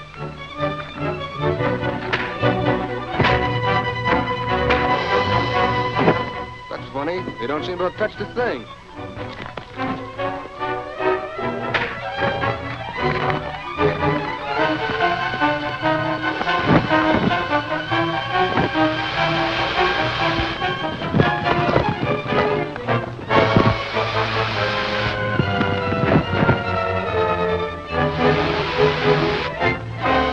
Tracy hasn't got a chance.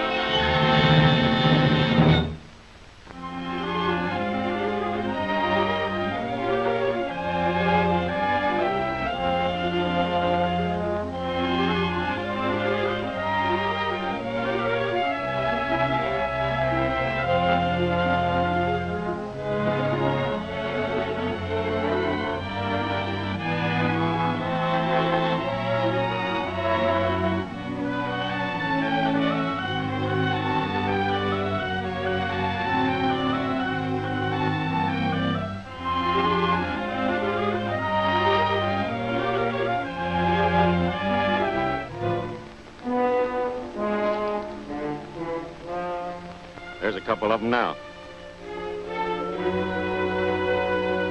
I'll signal for the explosion when they get near the truck. What about Tracy? Oh, he may be wise to us. Let's get this over with.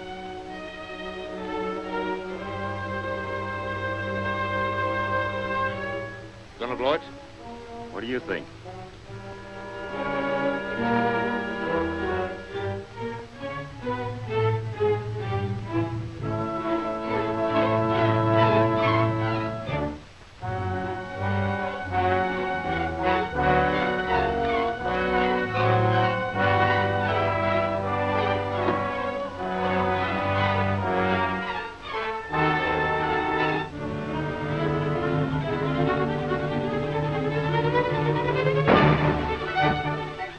Don't shoot. You'll warn them away from the truck. Stay here.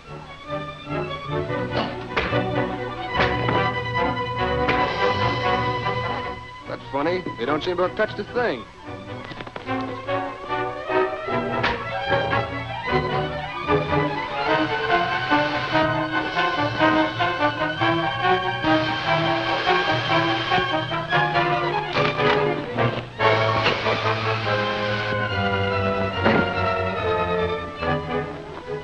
Tracy hasn't got a chance.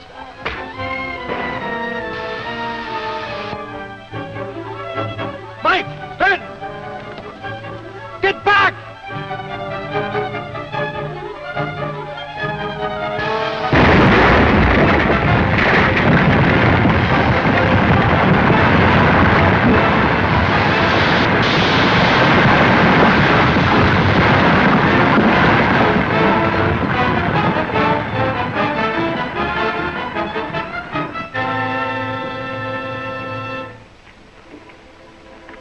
Get back to the car!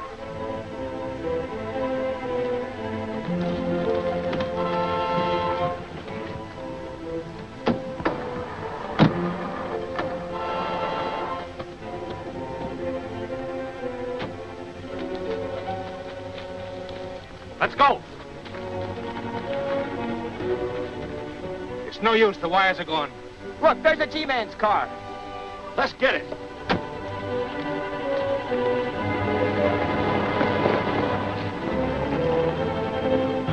Stark gang have a car planted up ahead for a getaway, but I fixed it so they can't use it. Be ready for a gun battle.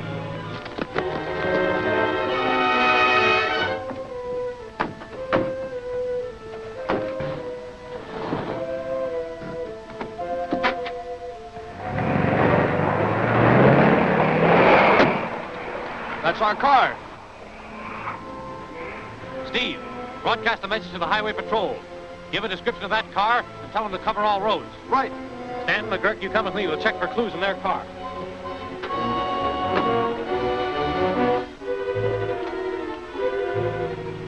Maybe we should have stuck around and made sure we got Tracy.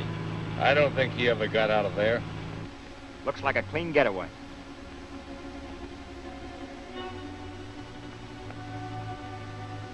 Dick, come here. Say, when's Zarkov gonna pick up those government motors we've got at the hideout? Tomorrow. They don't know the radio is broadcasting everything they say. Beats me how he figures he can smuggle them out of the country. That's Zarkov's worry, not ours. Zarkov. Say, I don't think we ought to drive all the way to the plant in this car. No, we'll ditch it the first chance we get.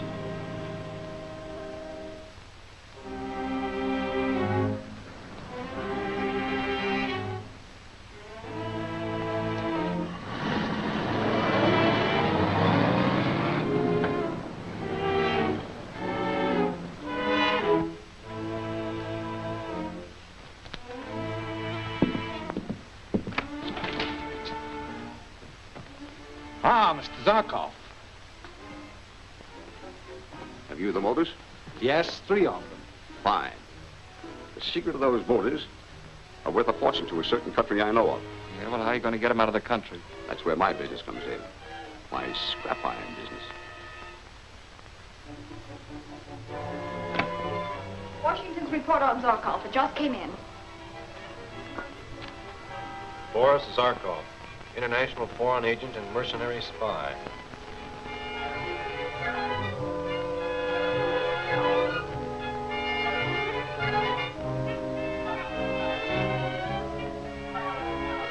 Suspected as dangerous alien. Scrap iron, huh? I'm beginning to see the light. 3 valuable government airplane motors are stolen by the Stark gang and held in an unknown hideout to be turned over to this foreign agent Zarkov. Zarkov, meanwhile, is pretending to be engaged in the legitimate business of buying and shipping scrap iron to the Orient. How does Zarkov figure to get the motors out of the country? That's where the scrap iron comes in. If I'm not mistaken, in a few days, a ship will sail for the Orient carrying a cargo of scrap iron. Somewhere in that cargo will be the 3 government airplane motors. That's like finding a needle in a haystack. That's just it. It'd be practically impossible to find those motors once they were aboard ship. We've got to get to that hideout before the motors are moved. When the Stark boys were getting away in that radio car, they mentioned going to a plant. Mix me a solvent catalytic agent for nitrate, will you, Steve? Certainly. When? Call the Maritime Board and find out what docks are loading scrap iron shipments for the Orient. Yes, sir.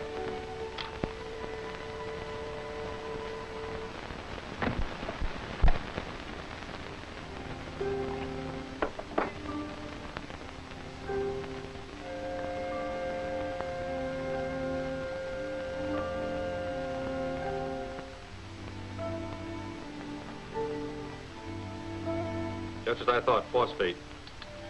That car we captured from the Stark gang has been kept at times where there was a lot of phosphate.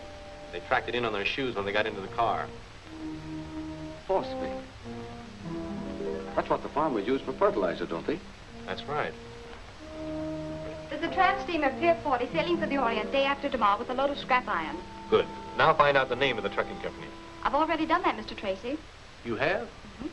I tell you, Steve, the day of women's special agents is just around the corner. And what is the name of the trucking company, Little Miss Intelligence? Trendle.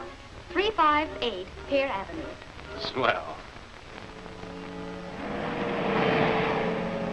Yes, we've been hauling for a man named Zarkov. Scrap iron. Where do you make those pickups? Oh, different places. We were 2 days clearing off a junk car lot. Today we are bringing back several loads of scrap iron from the railroad yard. Obsolete iron wheels, cables, old boilers. I see. But tomorrow the job is finished. Just 2 truckloads of old machinery from a broken-down fertilizing plant. Fertilizer plant. That's what I'm looking for. Now, Mr. Trendle, I want to ask your cooperation in this matter. Sure, anything. Tomorrow, when your trucks leave for that pickup, I want to be on... A couple of trucks are coming here. Let them in.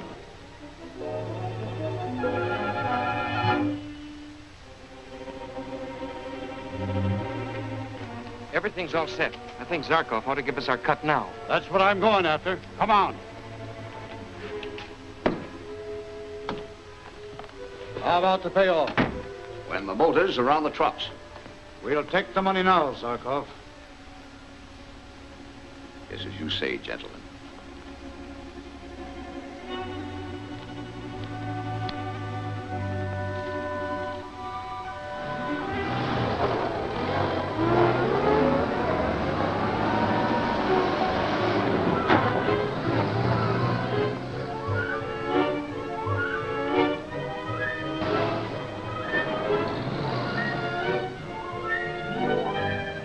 Where do we make the pickup? Right around the corner. The boys are waiting for you.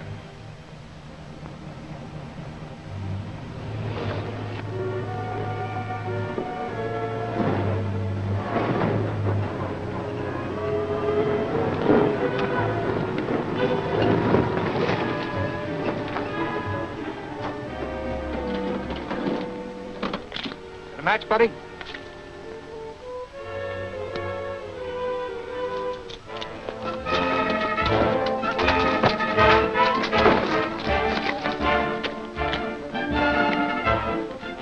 You two stay with them. Casey, come along with me.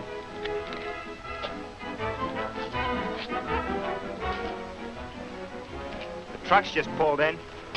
They're paying off inside. You better get your cut. Okay.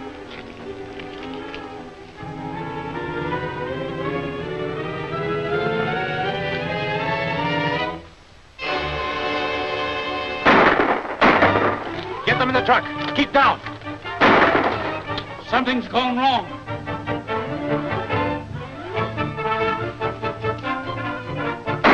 Come on, boys.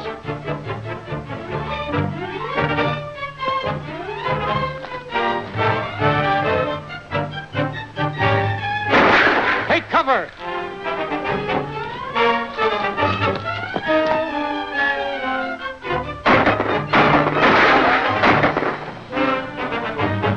Take cover.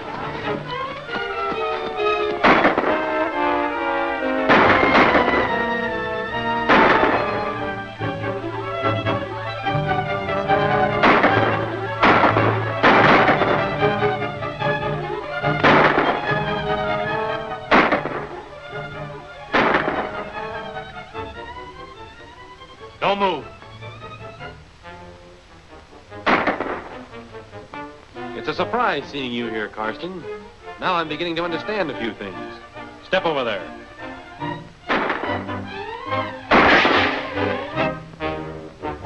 We can't get at him. I'll go up on the roof where I can pick them off one at a time.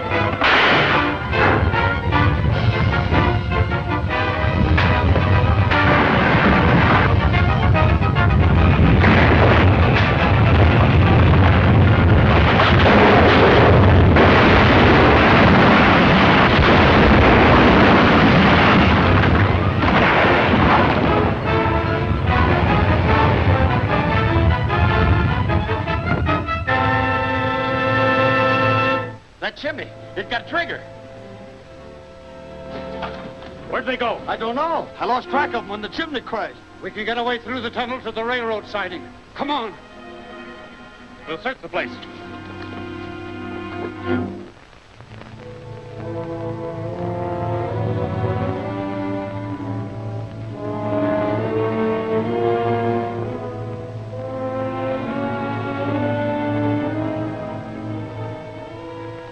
One more score we've got to even up with the G-Man. Well, Trigger got one of them first anyway. Yeah, but not the right one. We've got to get Tracy. And I'm for bumping him off now. We'll get our chance one of these days. But right now, we need cash. How's your job with Trendle? Okay, I'm the regular driver on truck number 6. What about your helper? Oh, he's okay. He'll play along. Then we're all set. I'll fix up a note to Trendle. You want me to deliver that note? Yes. And when you do, tell Burton to stick around. In case Trendle calls in the G-Men, we want to know what their plans are. Okay.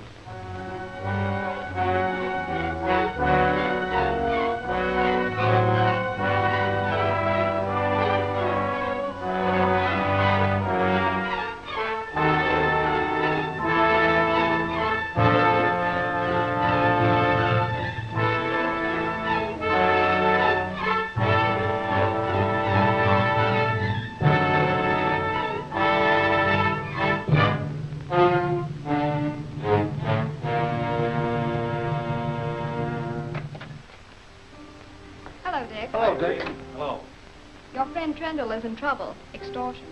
How was this note delivered? He found a pen with a knife to his office door. Any fingerprints? Not on the note. Steve was looking over the knife. Find anything? Take a look. There's a fragment of wood sticking to the haft. Soft pine and paraffin. Must be from a match. It's been chewed on. The owner of that knife is a doodler. See what else you can dig up, Steve. I'll go see Mr. Trendle. Come on, Mike.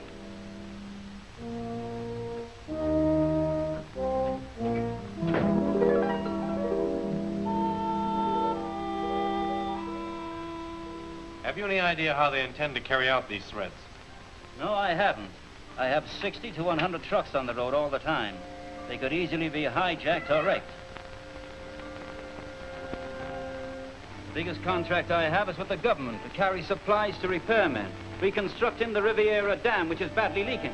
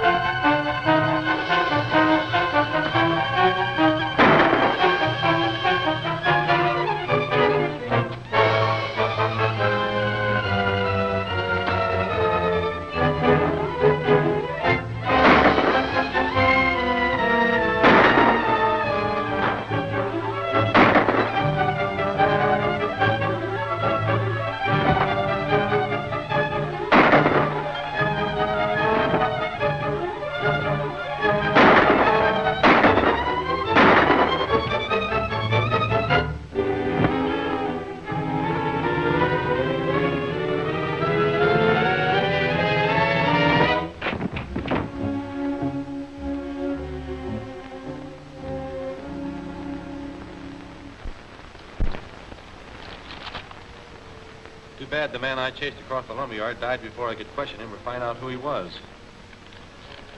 But these things found in his possession might help. Oh, a map. Why, it's a map of the Riviera Dam. The Trendle trucking route runs across the valley below the dam. And this road leads to the spillway. Anything happening to the Riviera Dam would wash out all the roads.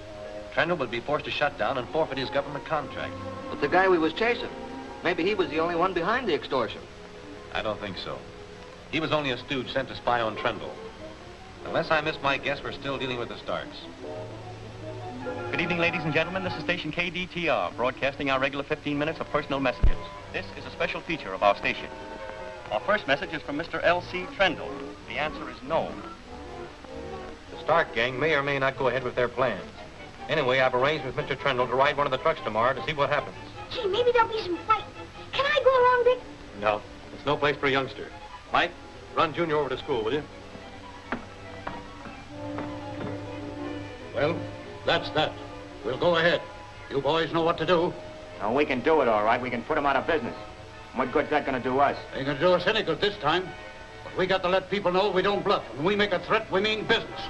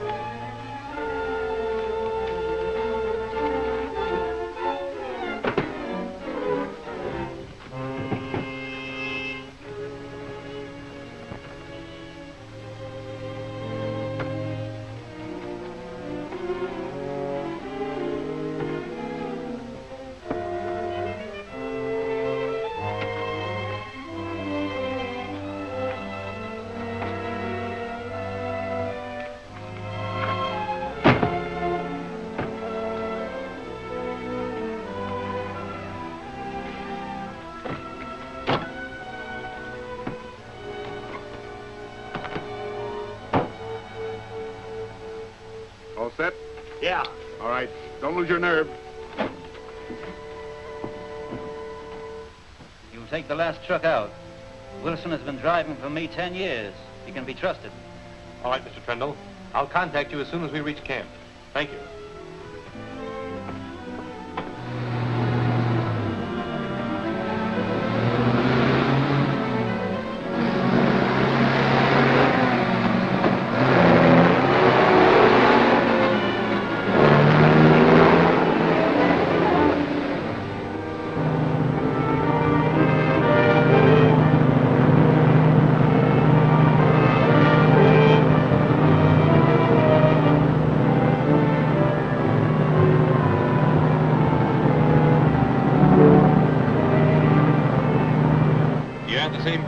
All the time? Usually.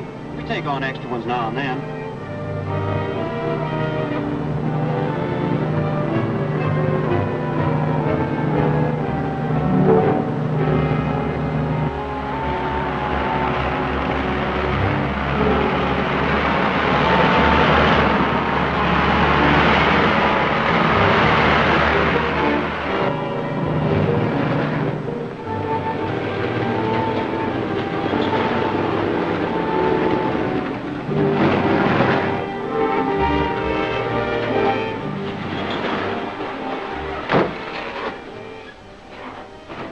Matter?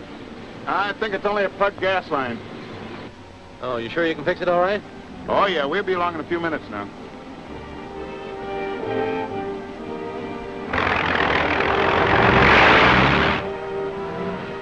The guy on number 6, is he always chewing on matches? Yeah, when he ain't whittling them. Why?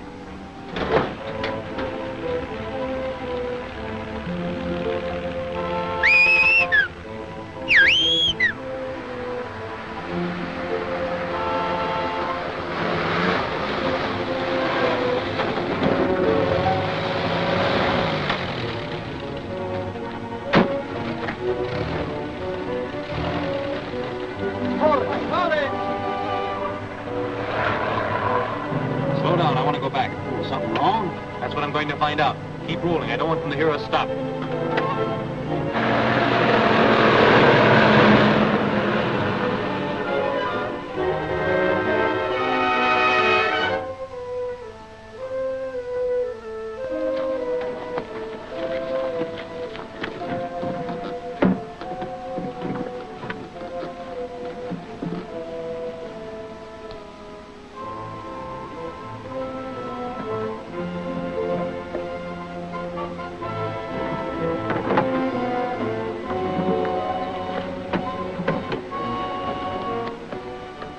All of the dynamite? Yeah, all you've got to do now is leave the truck on top of the dam and light the fuse. That'll fix Trundle's road for him, all right.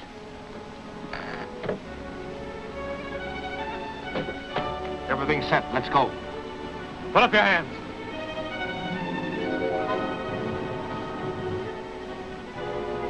Now turn around. Get over there with him.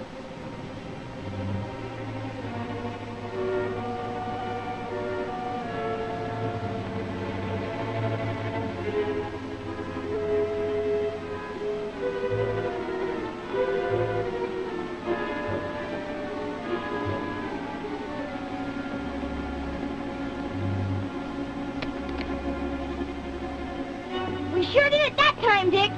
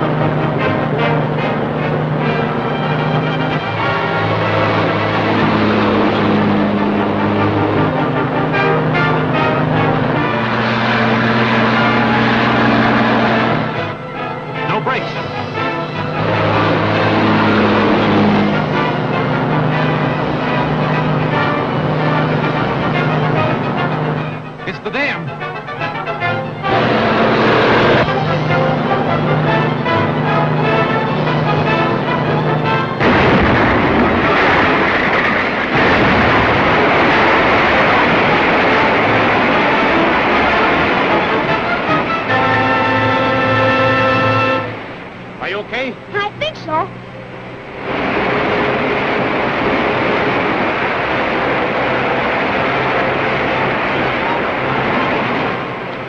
Where will that flood hit? It'll go down the valley past Vincenti. Is there a telephone near here? Yes, there's one in the gatehouse. We'll have them give a warning broadcast. Come on.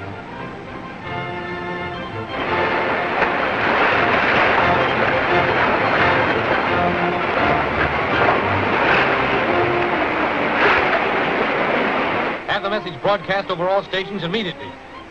Okay. Thank you. Come on, Junior. Attention, residents, Riviera Valley. The dam has been blown up. A flood is coming down the valley. Everyone must evacuate that district at once. Hurry. Attention, residents, Riviera Valley. The dam has been blown up. Everyone must evacuate that district at once. Hurry. A flood is coming down the valley. Get out of here.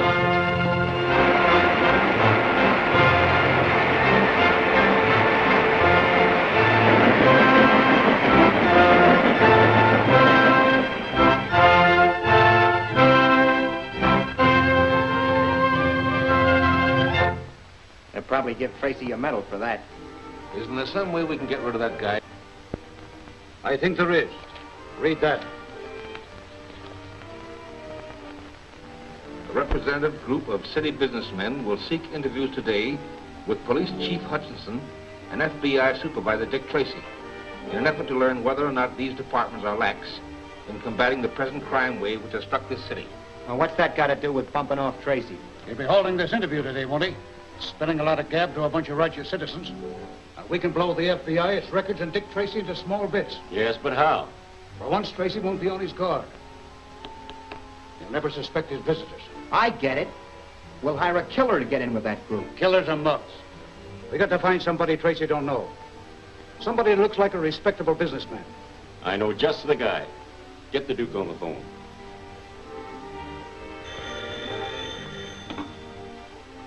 Hello? Yes, this is he. Oh, hello, Stark. That's a cinch. $1,000. No, that's my price. Okay, then, just leave everything to me.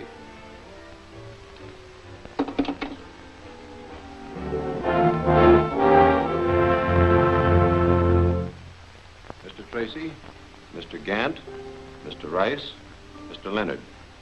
This is Mr. Reeves. Mr. Reeves just joined our party this morning, and we made him welcome. He is secretary of the Phoenix Chamber of Commerce, here to study civic problems. How do you do? Gentlemen, and this is my assistant, Steve Lockwood. Won't you sit down, gentlemen? Steve, take their hats. May I take your briefcase? Why, no, if you don't mind. I'll be taking notes from time to time, and I have my papers in here. I see. Oh, Miss Andrews.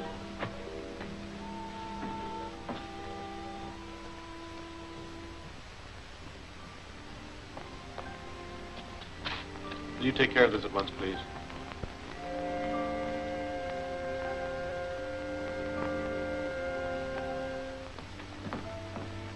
I think you understand, Mr. Tracy, why we have come here. It's not exactly in the spirit of criticism, but the citizens that we represent are very much in the dark as to just what steps are being taken against crime. I understand. But the activities of the Federal Bureau of Investigation are of necessity unpublicized. We try to avoid as much as possible any newspaper comment. Steve, bring in that tray from the lab, will you, please? Yes, sir. I'm going to explain to you, gentlemen, a few of the incidents in crime which have arisen in the past few months. I'm sure you'll agree when I'm through that the FBI has not been idle. Thank you.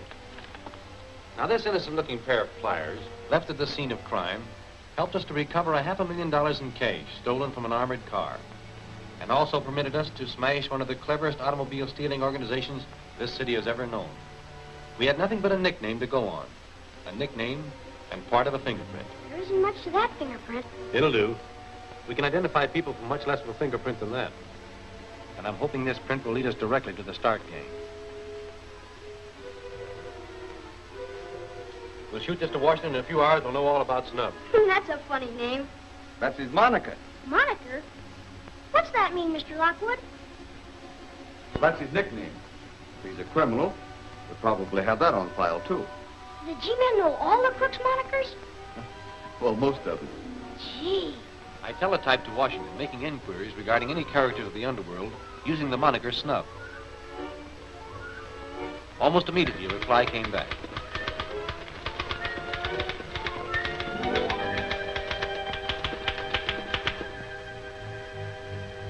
Worked him till last week, then he quit. Why? Why, because he... Say, listen, mister.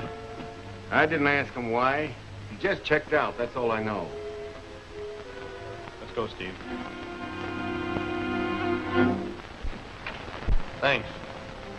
I knew that Snub was in that building somewhere. Dressing as one of the garage attendants, I went back alone. I had reached the 6th floor when...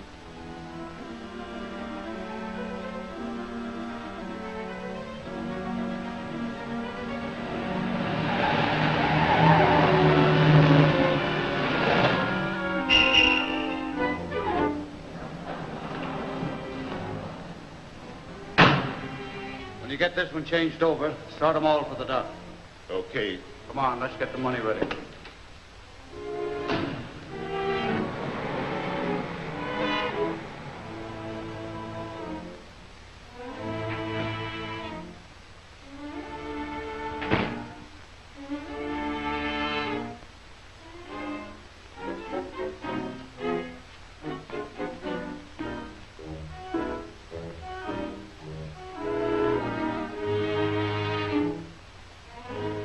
$500,000. It certainly was a swell haul. Why, that armored car job was just the beginning. Don't move. Put out your hand.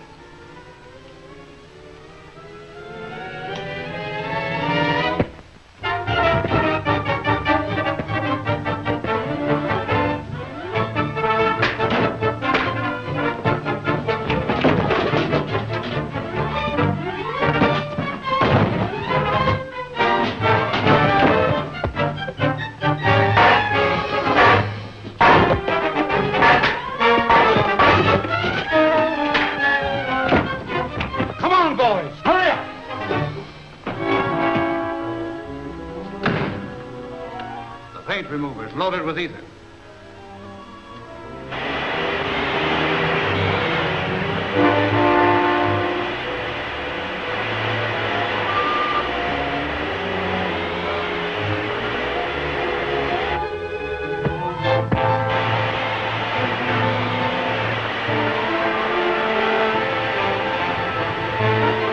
Look out, he's going to shoot. What do we do now? That ether gas won't clear out for hours. Trigger, dude! Dude, pull that car over the head of the ramp. Don't let that gas get you.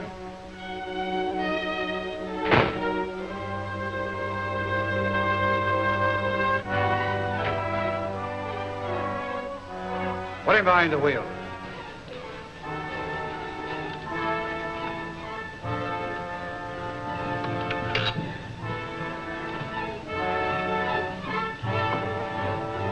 Ramp the wheel over and get out. He'll crack up, and his death will be accidental. Shove it down the ramp.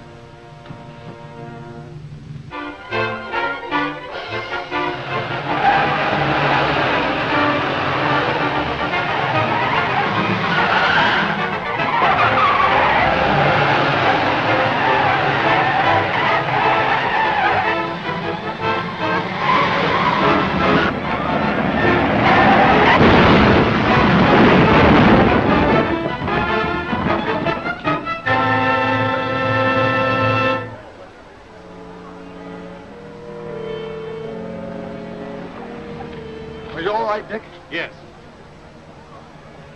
The Starks. They're on the 6th floor. Come on. By the time we reached the 6th floor, the Stark gang had fled. But because of the gas-filled paint room, they were unable to take the $500,000 in stolen currency with them.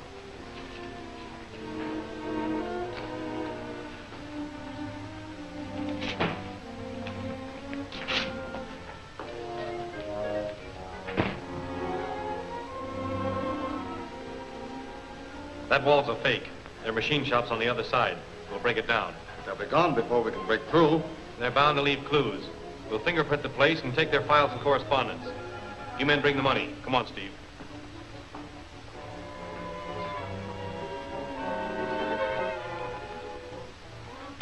They certainly didn't leave much.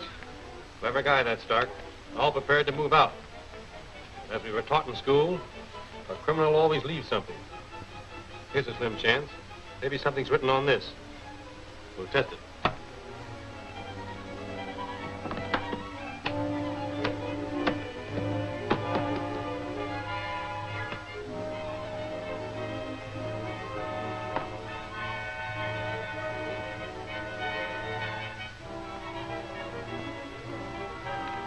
Just the name Baron Kroner. That was our next clue. Pardon me, Mr. Tracy. An important teletype message from Washington. Excuse me a moment, gentlemen. Certainly. Come along, Steve.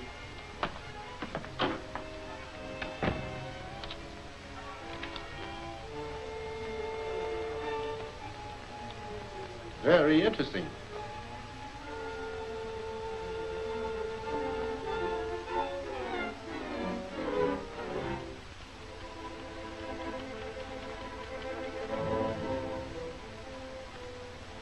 There's no such man as Reeves belonging to the Phoenix Chamber of Commerce. Call it a hunch if you like, but I suspected him of being a phony from the moment I saw him. What's his game? You remember he didn't want to part with that briefcase? Gentlemen, I'm terribly sorry. I overlooked an important appointment with the mayor. Will you present my apologies to Mr. Tracy, please? Why, certainly, Mr. Reeves. Sorry you have to go. Thank you.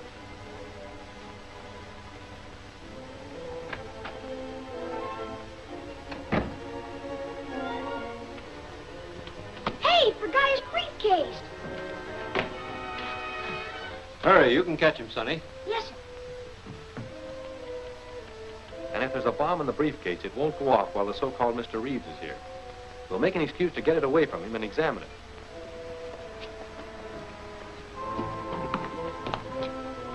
Where's Mr. Reeves? He had an important engagement and asked me to explain.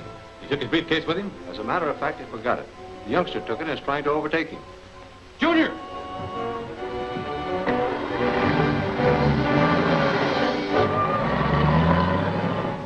Hey, mister, wait! Hey, mister! Junior!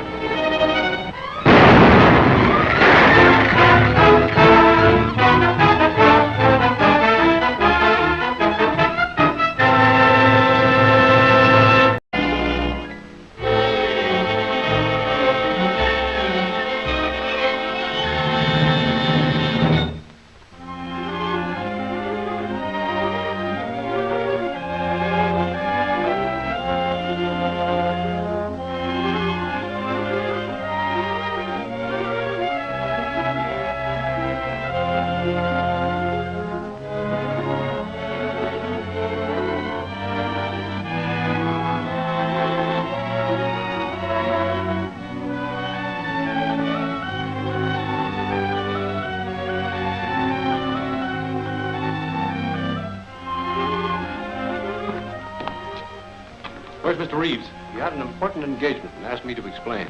He took his briefcase with him? As a matter of fact, he forgot it. The youngster took it and is trying to overtake him. Junior!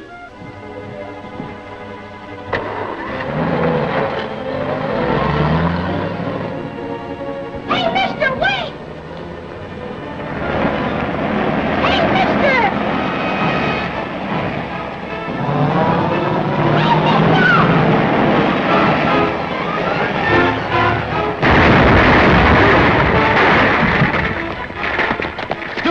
Are you all right? Sure.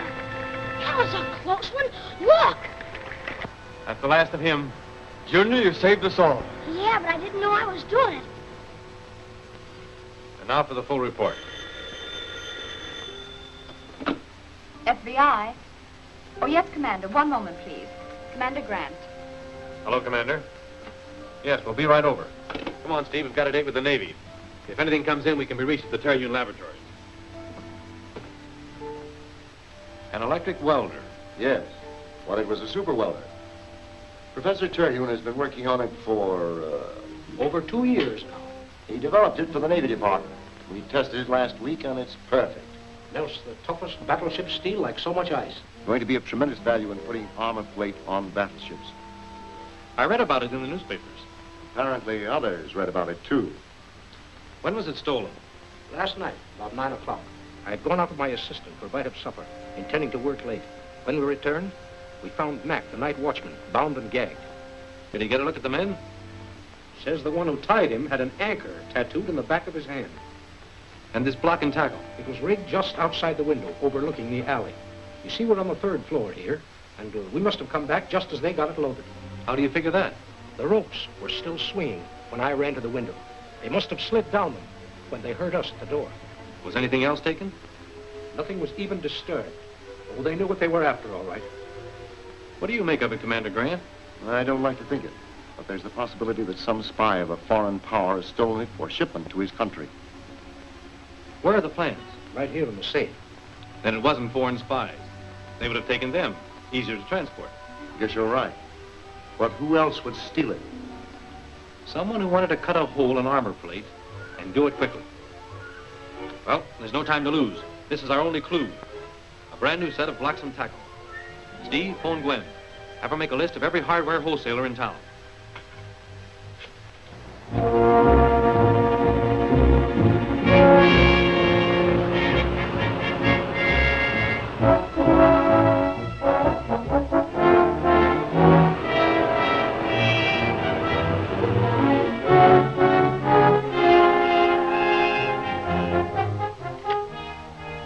That's our make, all right, and the late model, too. I want you to get a list of every sale you've made of that model. Well, this is a cross-section of the building structure.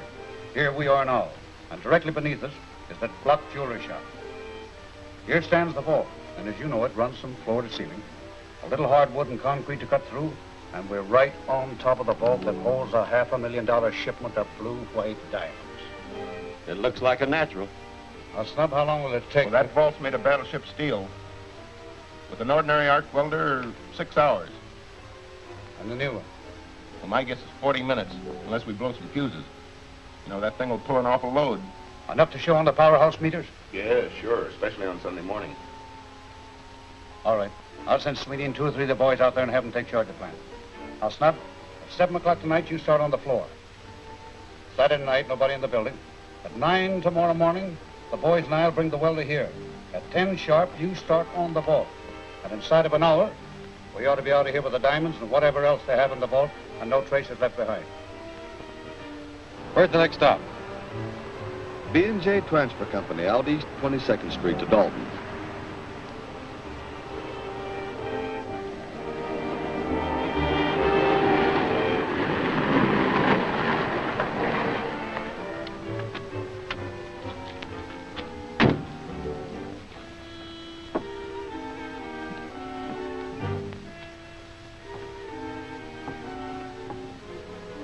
Well, what do you want?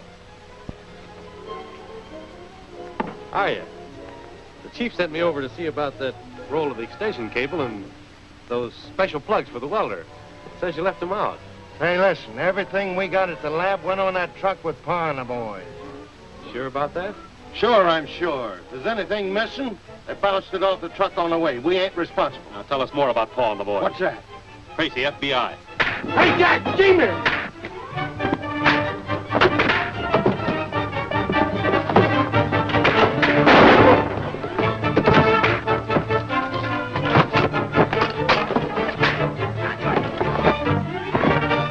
Hold it, you two.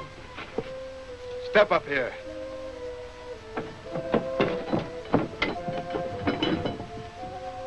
You ain't got nothing on us. We got bracelets on you. Notice the anchor, Steve. The watchman can identify him all right. 10 to 20 years, boys.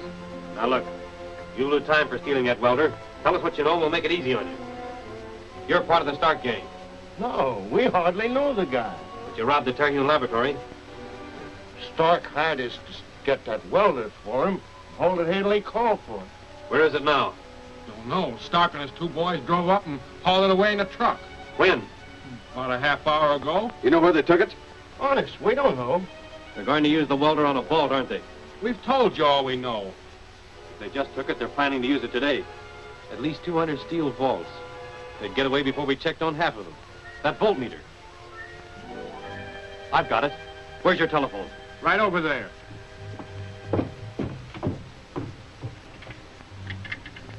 Hempstead 5880. Dick Tracy, tell me, would your welders be likely to pull much of a load in operation? Yes. Very heavy ampoules. And would that load be likely to show on the powerhouse meters? Almost certain. Thanks. We may have it back for you tonight. Come on, Steve. Where to? The power plant. We'll drop these boys at the Crescent Heights police station on the way out. Come on.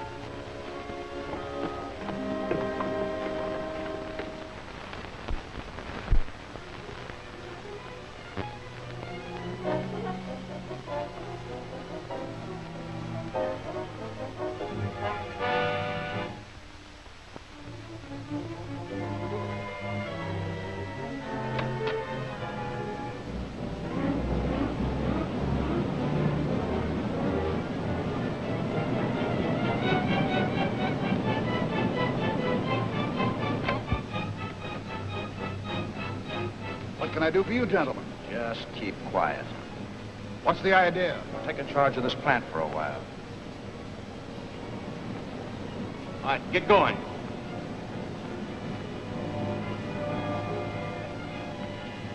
Pick him up the locker room. Tie him up good and safe. I'll phone that everything's all clear.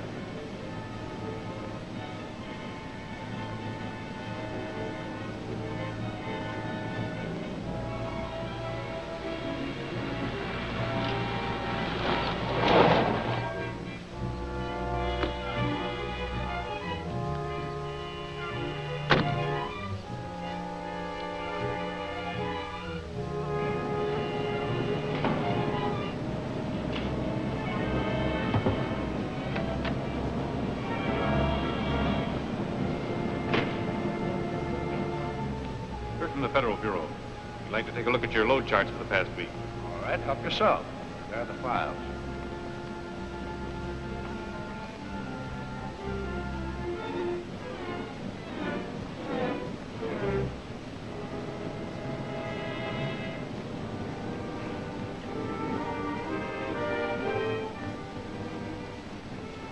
G-men. Tell the boys to stand by in case of trouble. I don't want any shooting. I'm not going to face any murder rap.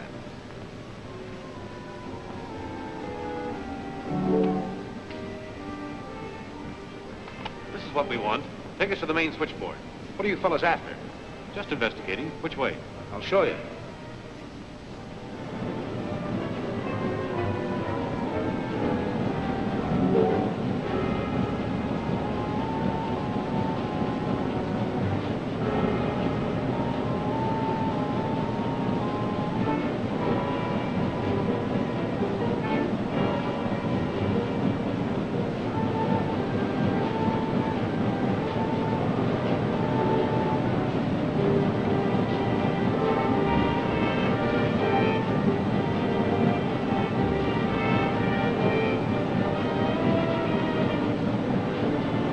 Well, everything seems normal.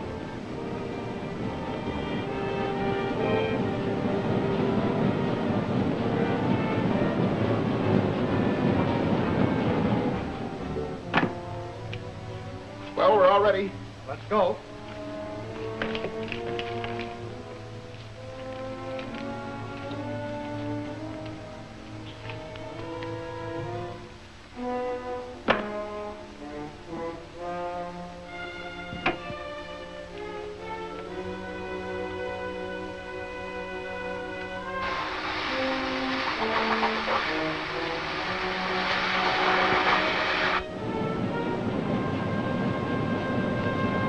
There it is. See that needle jump? That's it, all right. Foreman. See that ammeter? Can you locate the exact block where this load was thrown in? Then we'll have to cut off the current for the whole district until we locate the welder. Pull the main switch for the 3rd district. I can't do that. It's an order. Steve, pull the switch. Must have blown a fuse at the plant. Now telephone the boys. It's somewhere in the 3rd district. Okay.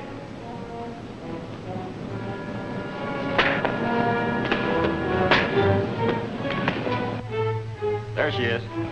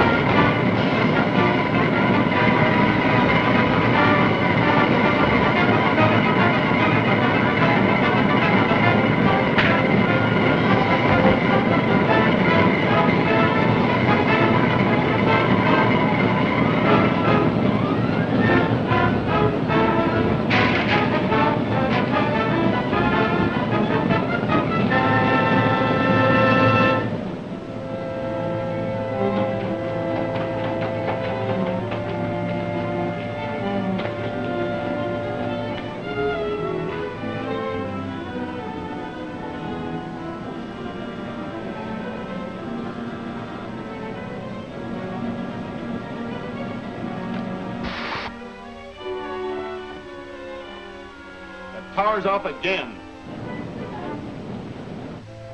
There she is.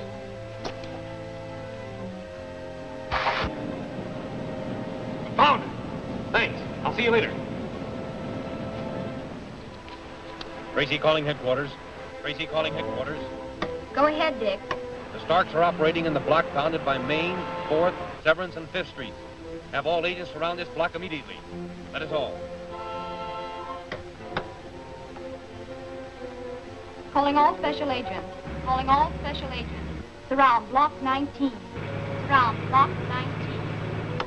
Calling Tracy. Calling Tracy. Tracy answering. All available agents are converging on block 19. Message received.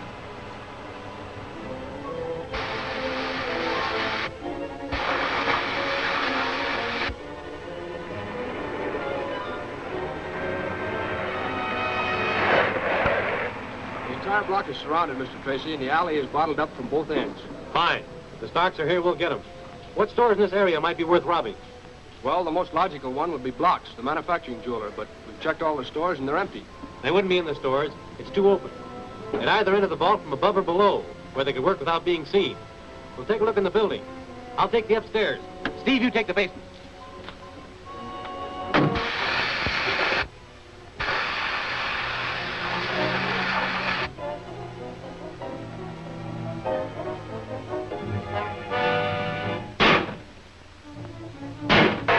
That did it.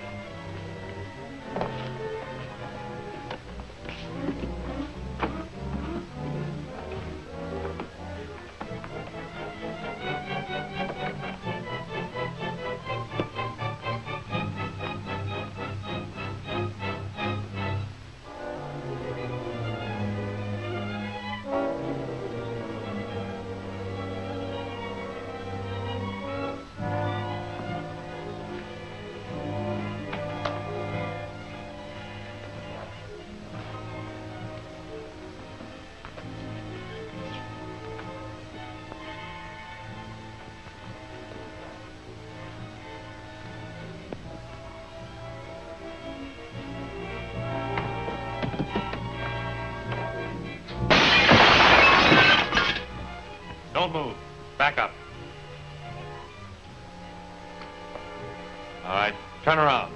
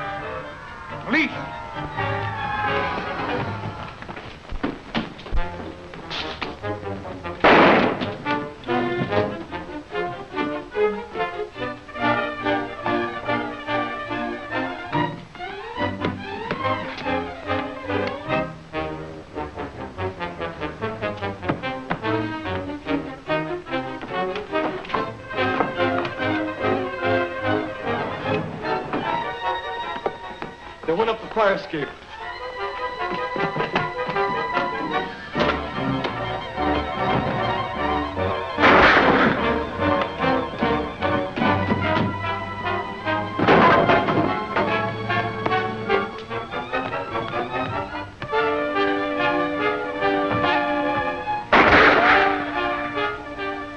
They had their escape planned.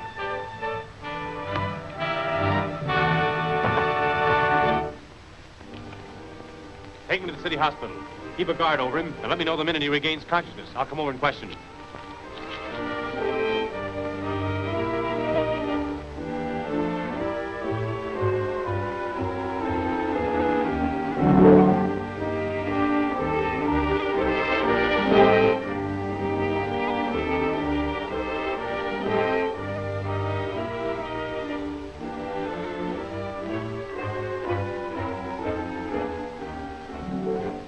He's gonna live. We can't let him stay there. The rat'll squeal. There's not much we can do about it. They've got cops, reporters, and photographers all over the place. Photographers? Sure, why? Get Jake and Blackie and dress them in intern outfits.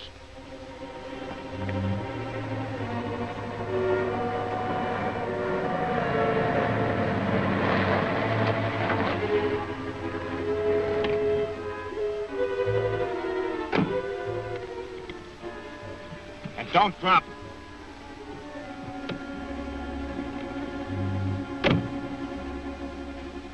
Not much time left. I wish you'd hurry.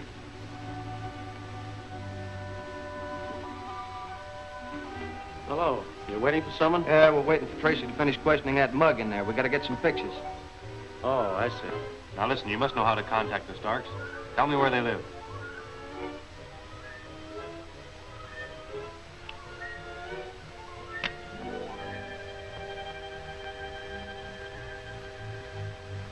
Maybe you can tell us about that guy in there. Is he gonna pull through?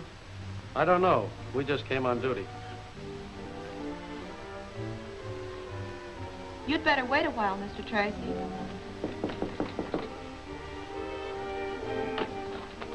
Gee, Mr. Tracy, if we don't make the addition with these pictures, we'll be canned. Give us a break, will you? Okay, but make it snappy. Thanks, Mr. Tracy. We'll just take a couple and run. Come on, Snaggy, snap it up. All set? Take it. Tear gas! This window, let's open it.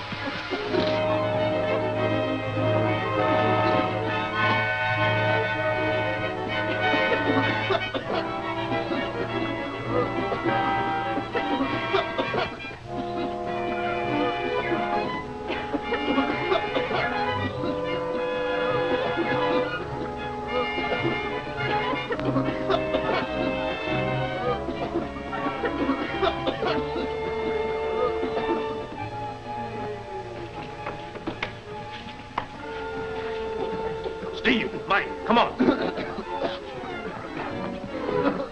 It's locked. He's gone.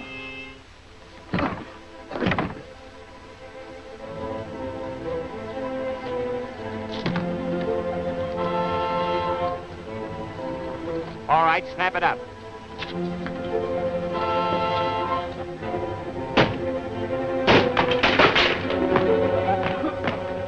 Downstairs, quickly.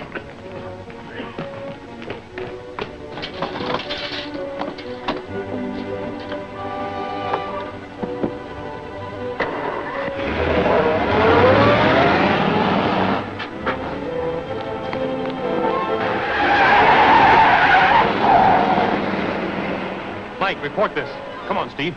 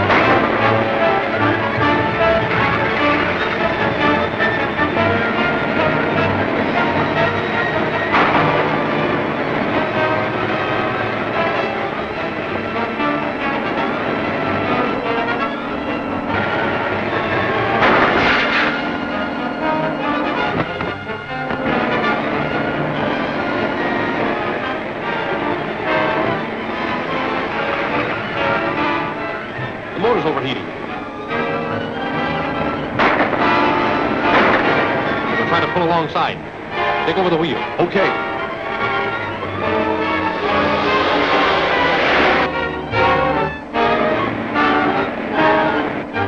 Get back there and pick them off.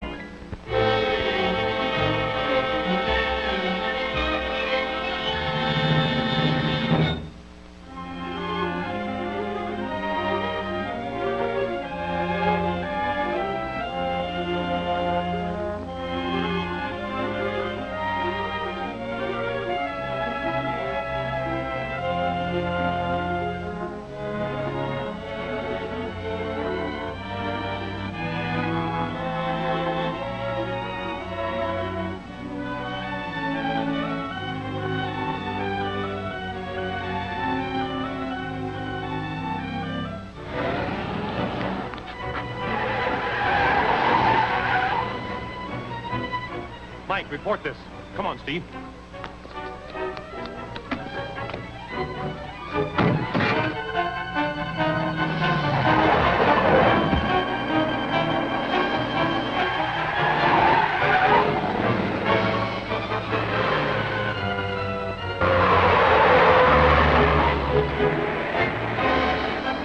Dude, we're being followed.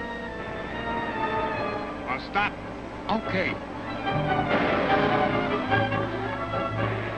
We're gaining.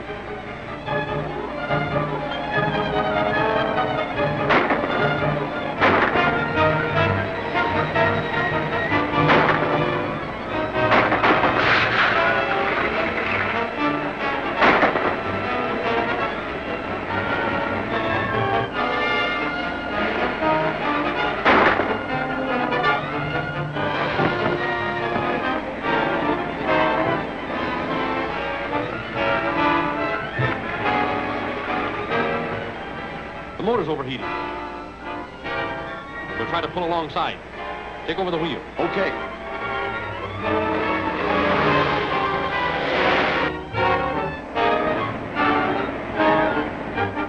Get back there and pick them off.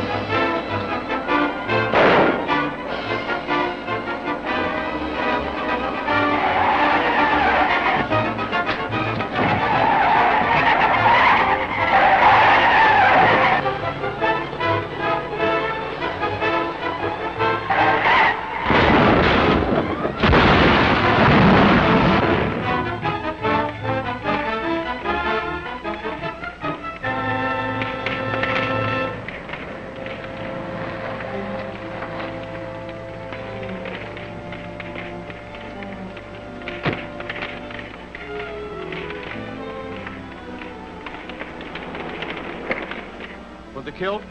Yes, all of them. Dude Stark, the injured electrician, and the other one.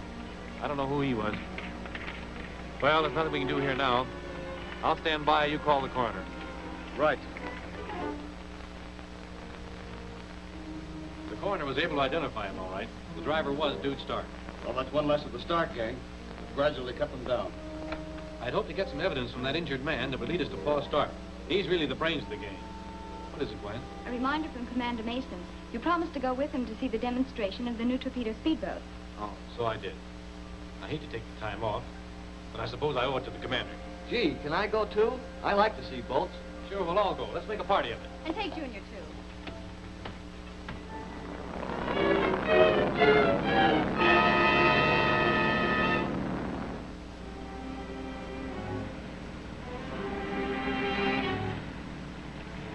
They're the fastest naval craft afloat. And my government is willing to spend plenty to secure one of them. I can't understand how you're going to manage it. Listen, Kruger. My sons and I have handled bigger jobs than this. But during a demonstration, with all those witnesses, I can't see how... Wait. And see.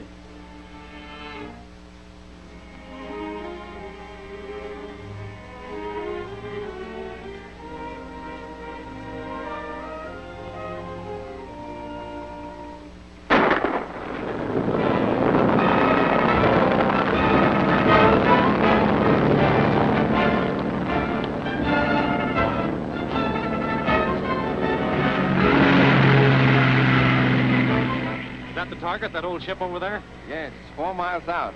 That boat will be within firing range in less than 5 minutes. Gee, that's far away. We can't even see what happens. Well, that's why we brought Mr. Dayton's television eye with us. Come over to the truck. He's going to give us a demonstration.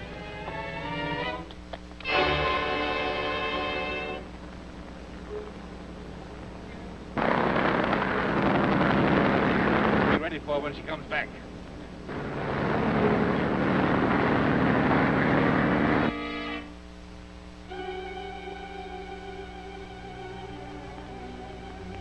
I didn't know they had perfected a portable television set. This is not a true television machine. You might call it a combination television and a very powerful telescope. No sending apparatus is required. We're still in the experimental stage.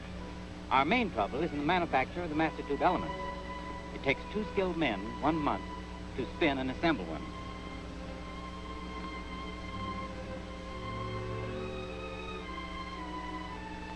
By changing the adjustment, we can focus on an object at any point. Or we can broaden the field and take in a larger area on a smaller scale.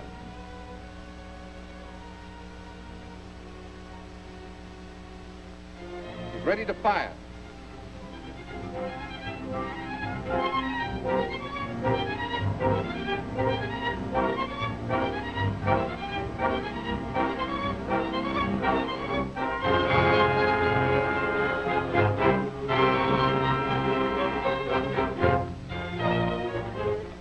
Hit. That certainly was quick work. Yes, very good. 5 minutes and 30 seconds since the time they left the dock. Suppose they missed the target. Well, there's 2 spare torpedoes stowed under the hatch. Only takes a few seconds to reload.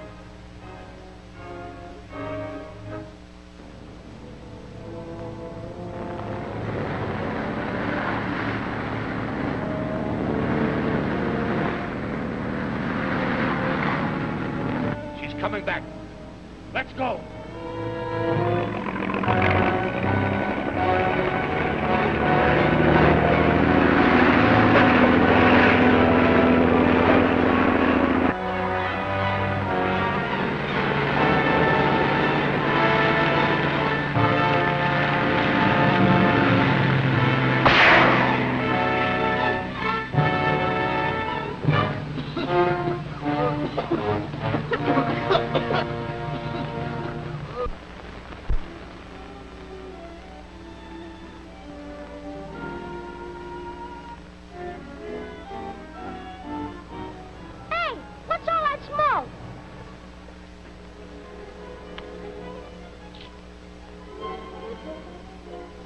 Dayton, start that machine again.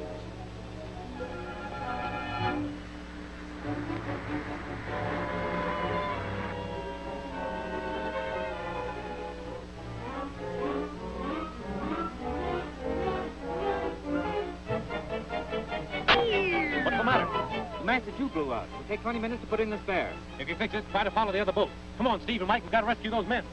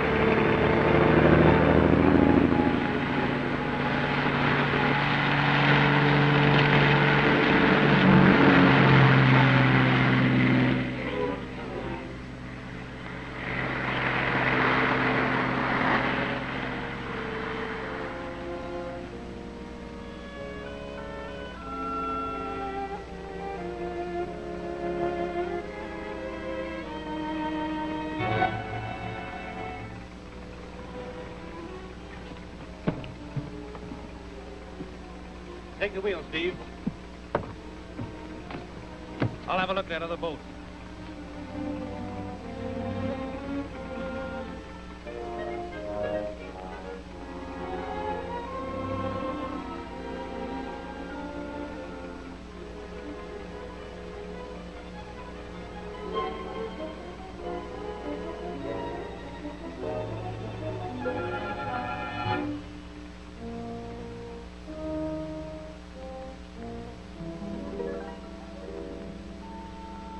The manufacturer's name has been ground off, but we can bring it out.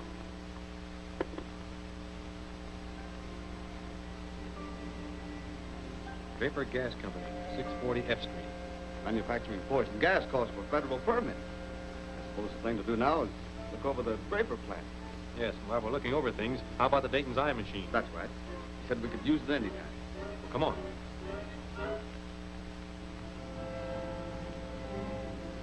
There's the gas plant over there. Try focusing through the office window.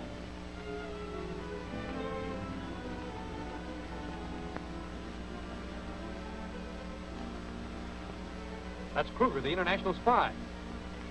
Can you focus on that map? I'll try.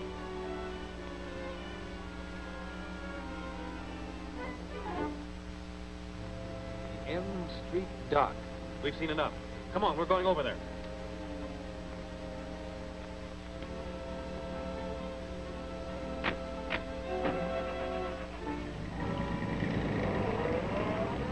Now you know where the torpedo boat is hidden. Tonight you will deliver the gas there. Very well, Mr. Kruger.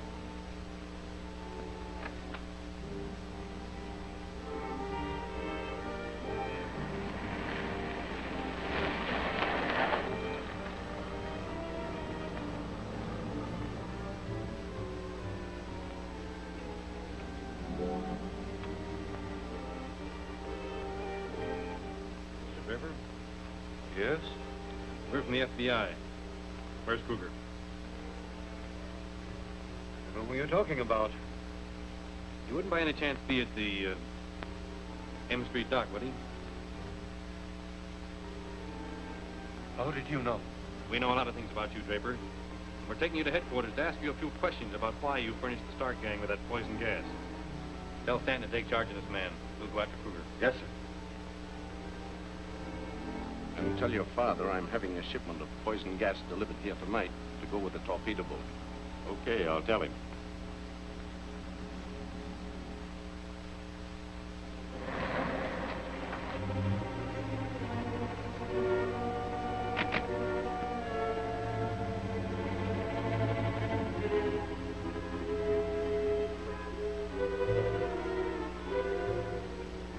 All right, boys.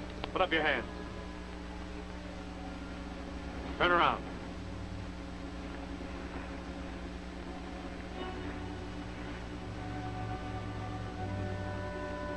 Get their guns, Steve.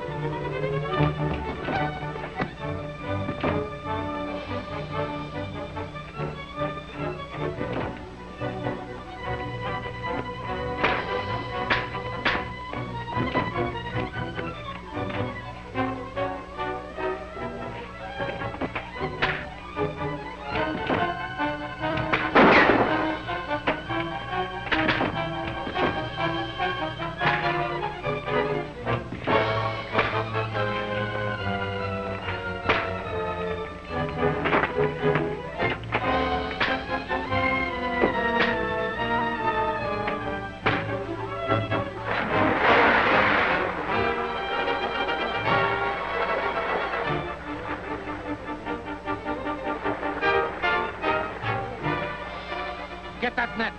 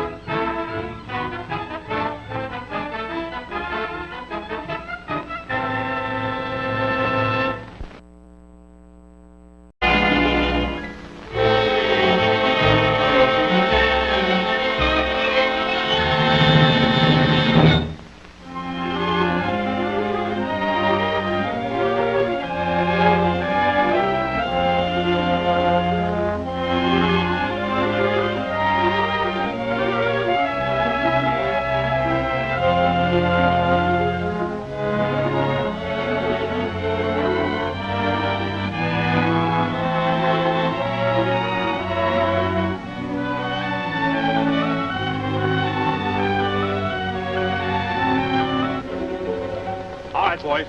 Put up your hands. Turn around.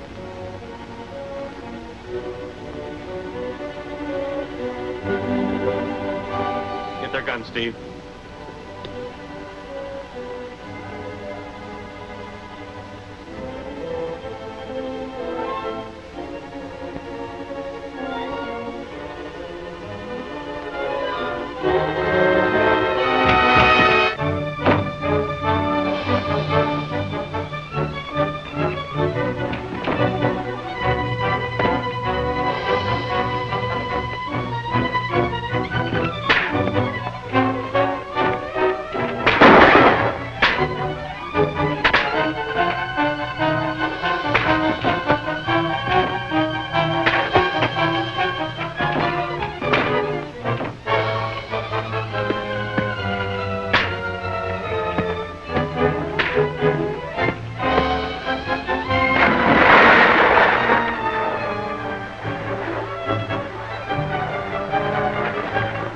Get that net.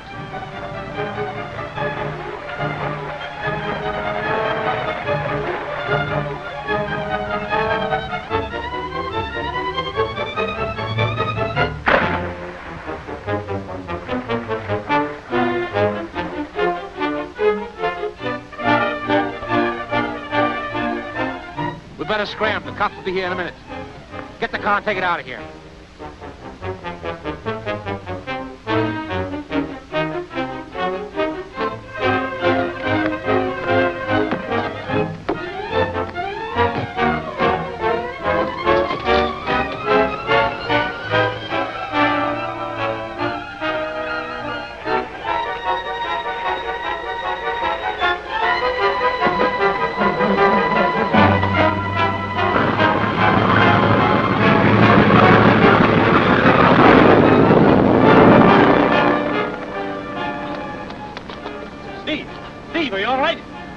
I guess so. Just knocked cold. They got away, huh? Yeah.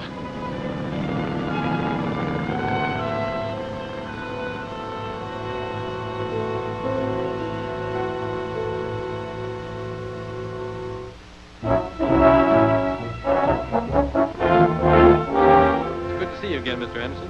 How are all the boys back in Washington? They're all fine. Of course, they wonder a little bit if Dick Tracy isn't slipping in regards to cleaning up the Stark gang. I guess a lot of the boys would like to get their teeth into the Stark case. Certainly would. The theft of the torpedo boat has me worried, Mr. Anderson. We haven't been able to get any leads as to where the Starks have taken it. All in good time, Dick. I'll wager that before evening you'll know where the torpedo boat is. In the meantime, tell me some of the facts you've run up against in tracking down this Stark gang. Well, we've been able to reconstruct most of the details of the $500,000 armored truck robbery which cost the life of Agent Merton. I remember the day I gave Ron his first assignment. No time like the present to go to work, Ron. The Ward Trust and Bonding Company has just requested a special agent to accompany $500,000 across town. Your first assignment. You'll find the details on this card. Right. I'll pick you up at that bank and we'll take Junior back to school. Okay. Yes, sir.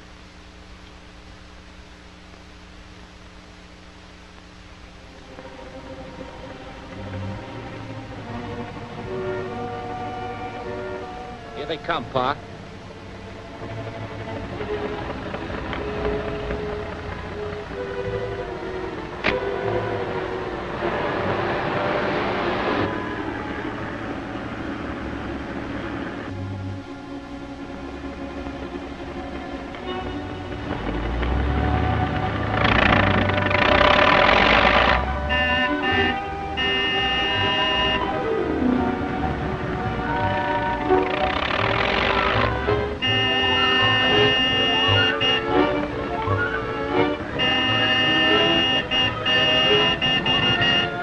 Of that van up ahead must be deaf. Yeah, you better turn off this alley at the next intersection. But, sir, we're not supposed to leave our specified route. I know it. But I have a hunch this is not on the level.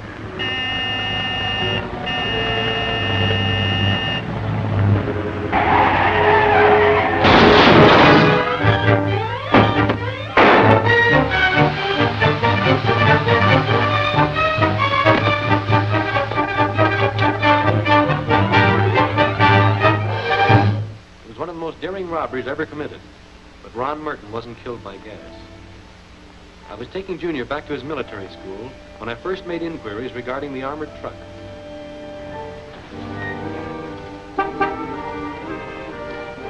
Hello, Mr. Tracy. Hello, Malloy. The word bonding shipment arrive yet? No, sir. It's about 8 minutes late. I was beginning to wonder about it. I'll check back over its route. If it doesn't arrive in 5 minutes, send out a general alarm. Yes, sir. What's the matter, Mr. Tracy? I don't know, Junior, but we're going to find out.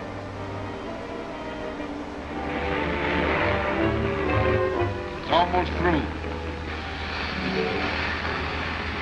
Be careful you don't get a whiff of that gas when she comes open.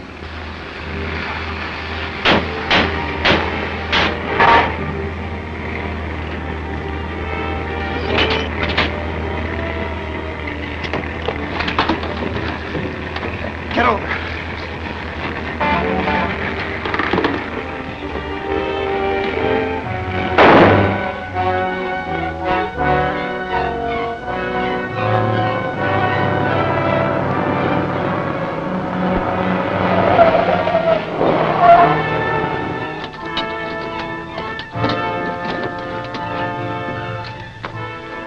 Hurry it up, boys.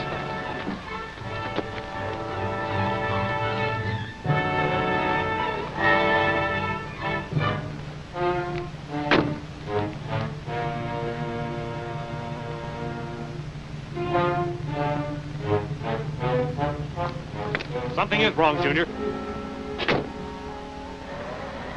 The presence of that abandoned truck convinced me that something had happened to the armored car. I backtracked and inquired of various people. The only car that's come out of this alley in the last 15 minutes, Mr. Tracy, was a Whiteman storage van. Which way did it go? I believe it went down that way. Thanks.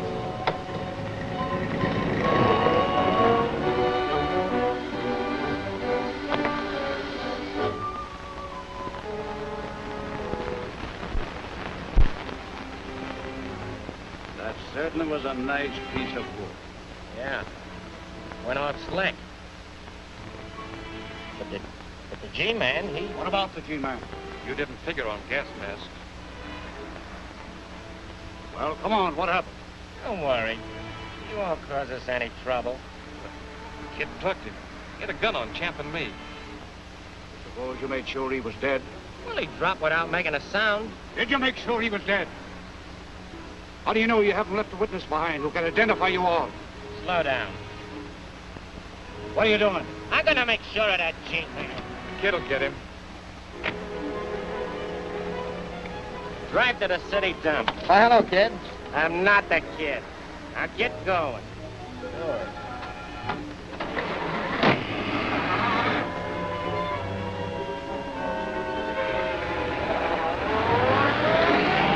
Yeah, just went around the corner, heading in the direction of the city dump. Thanks. Okay.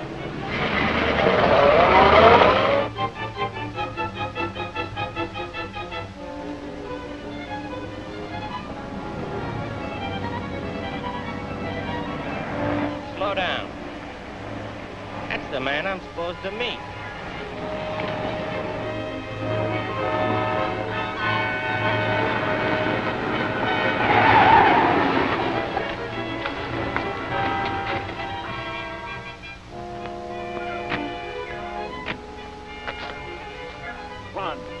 Run. Stay with him, Junior.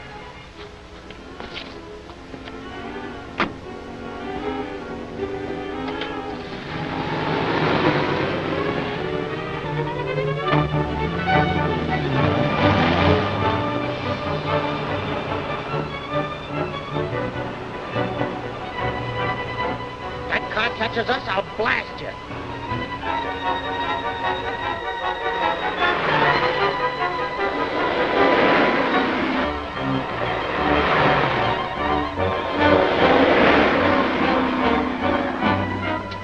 Take that next turn.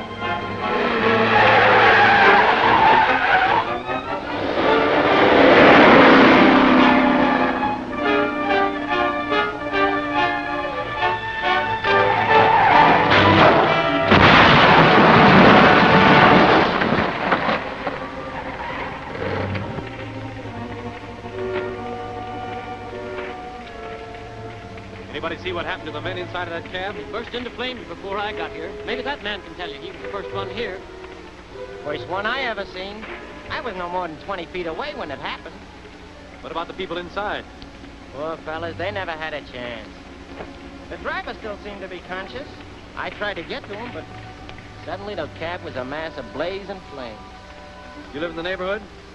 No, I live over the other side of town. I just happened to be walking this way today.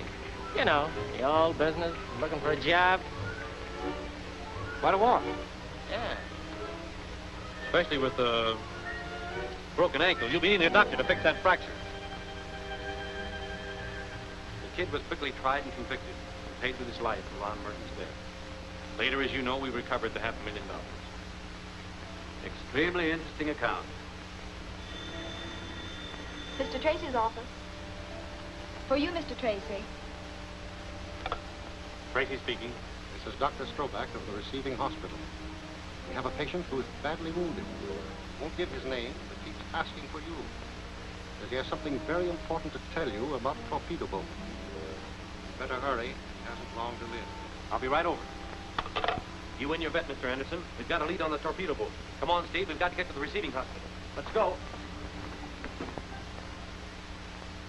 My government offered $50,000 for the torpedo boat. The stock gang stole it from me during a demonstration. Then the same night, my government cabled me to cancel the deal. I had no money with which to pay the stocks. They shot me and left me for dead.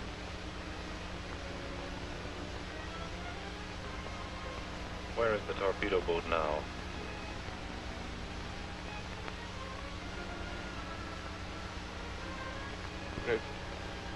Red Hook Channel. Abandoned ship. By the...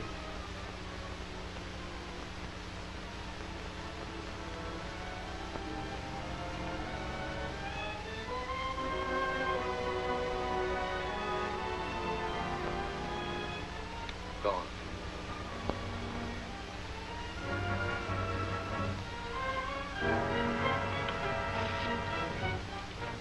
FBI headquarters, please. Hello, Tracy speaking. Send all available agents to Red Hook Channel. They'll look for an abandoned ship grounded there. Lockwood and I will go on ahead.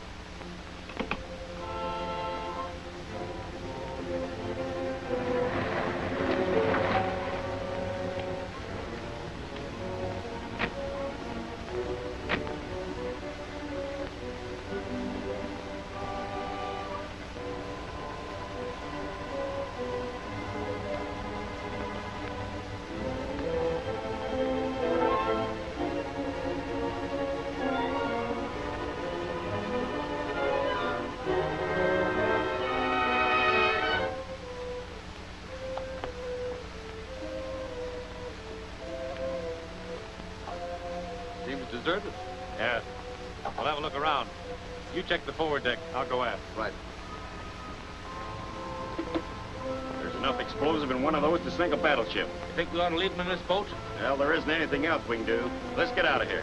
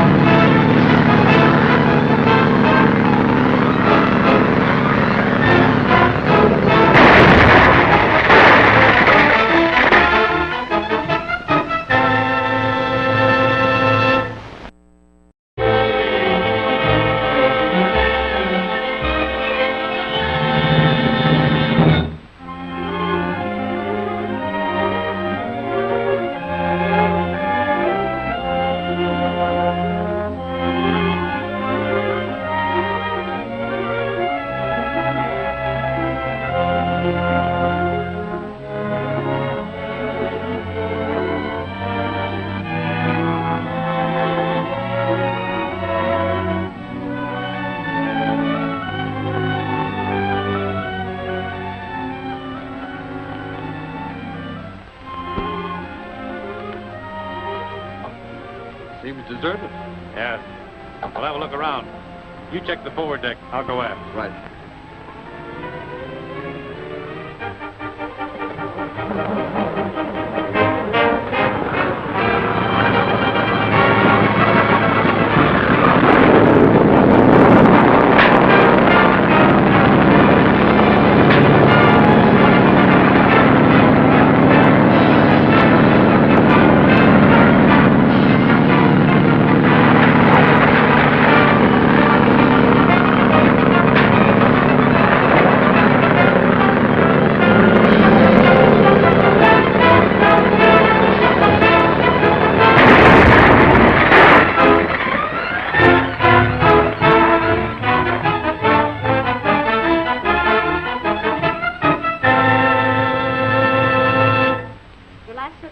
After the explosion, we searched the waterfront.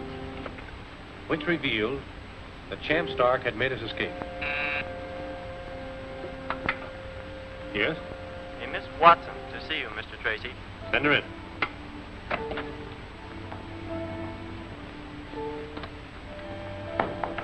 Mr. Tracy? Yes? What can I do for you, Miss... Watson, Mary Watson. I'm cashier at the park cafeteria. I need some help. Well, won't you sit down? Sit here, please. Oh, thank you. It's about my brother. You see, he and I are all that's left of our family. Eddie is a good boy at heart, but lately he's got mixed up with a bad bunch, and I'm worried about him. Well, I can sympathize with you, but I don't quite see how I've heard so much about you, Mr. Tracy. I felt if you would just have a talk with Eddie, I'm sure he would listen to you. Tell me, has he mentioned the names of any of the men he's been associating with? He's spoken of Gilmore and Stark, and one or two others. I forget just who they were. I'll be glad to help you. When can we have a talk with your brother Eddie? If you could get away now, we'd probably find him at Kelsey's pool hall. He hangs out there most of the time. Fine, I'll go with you. I have your letter ready now. You may want to sign it before you leave.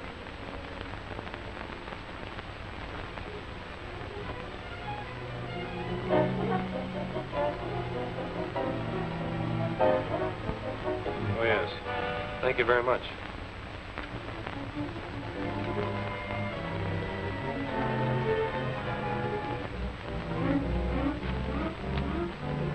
If you'll excuse me, Miss Watson, I'll get my hat.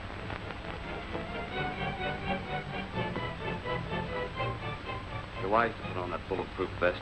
I'll stall to give you time to get downstairs. Keep us in sight all the time. Have Gwen round up the entire staff and stand by. We may get action today. Sounds like a swell little frame-up to me. Yep. The Starks are really on the warpath. Good luck, Dick.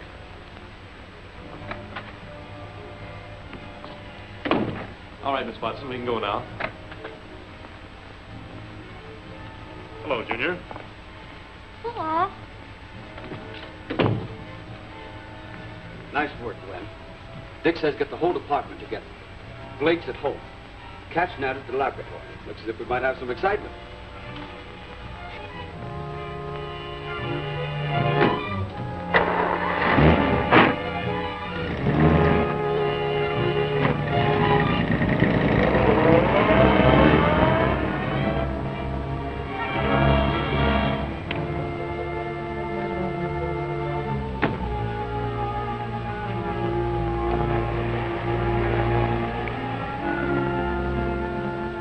What's up? You're just in time. You drive.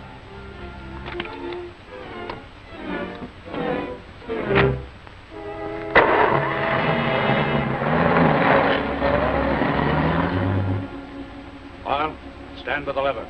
Joe, don't shoot if you can help it. Okay, boss. Yeah, shooting's too good for him. I want Dick Tracy in here alive.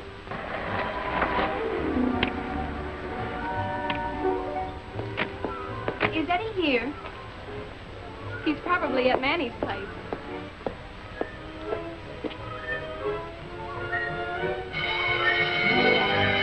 Take your place.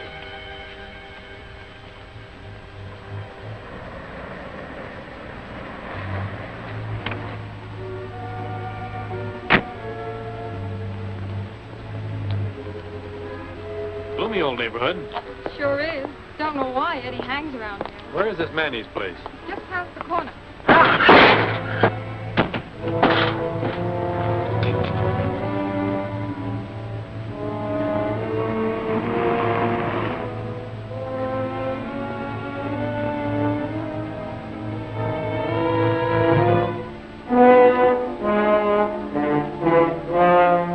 You're coming with me, Tracy.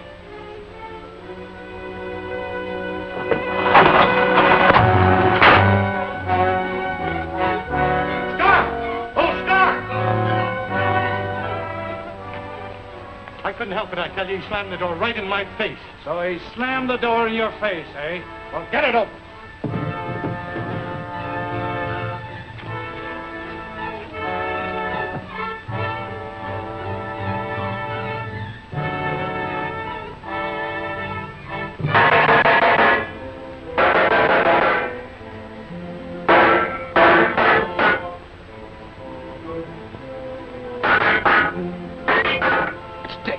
The SOS. How do you get this?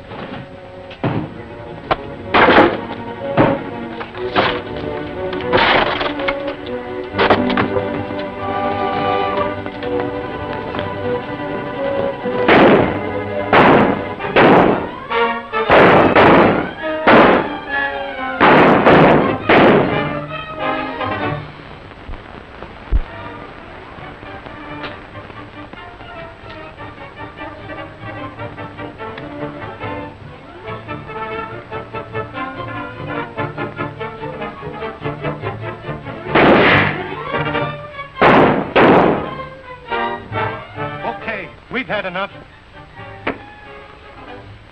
Come on, Mike. Come on, you two. Get out of there. It's all right. Only a flesh wound. What happened to the Starks? Where'd they go? Took powder up that cold chute. Take a look.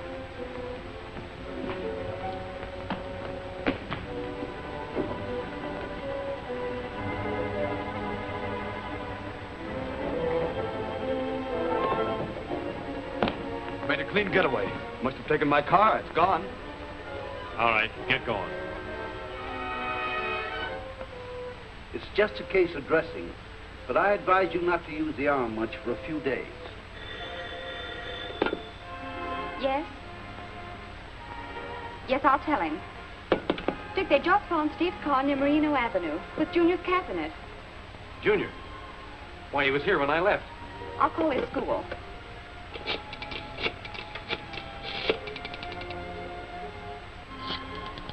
Now remember, you say just what I told you.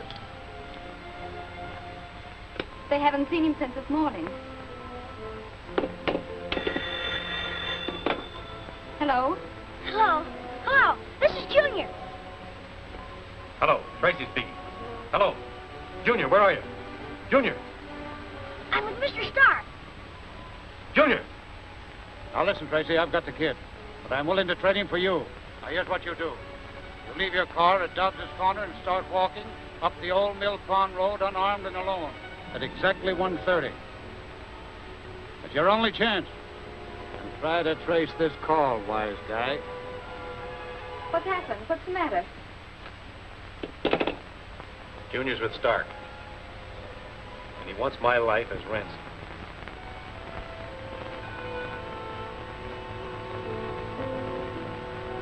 How's this? 1, 2, 3, 4. 1, 2, 3, 4. Okay.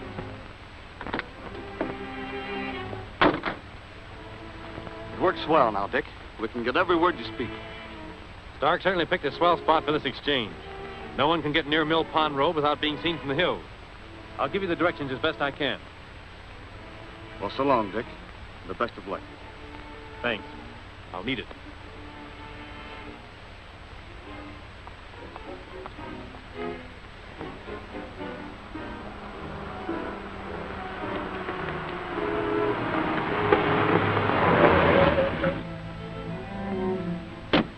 Well, Mr. Tracy. Nice meeting you under these conditions. You certainly kept me walking long enough, Stark. I must have covered 2 miles in this hot sun. Get that? He walked about 2 miles before they picked him up. That's a first move. Get in. Where's Junior? Perfectly safe. We can turn him loose later. Get going.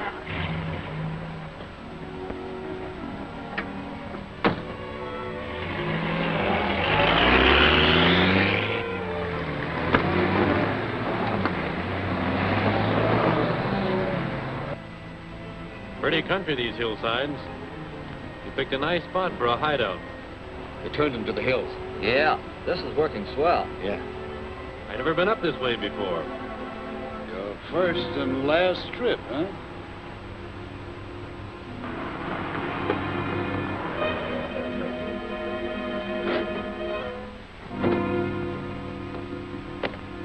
"14 Outpost Road, huh?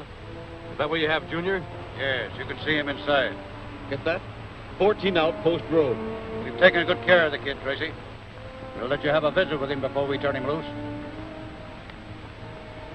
That's about all the information I want your men to get. Hey, we've lost him. Well, that's all we need. I'll relay it to the boys.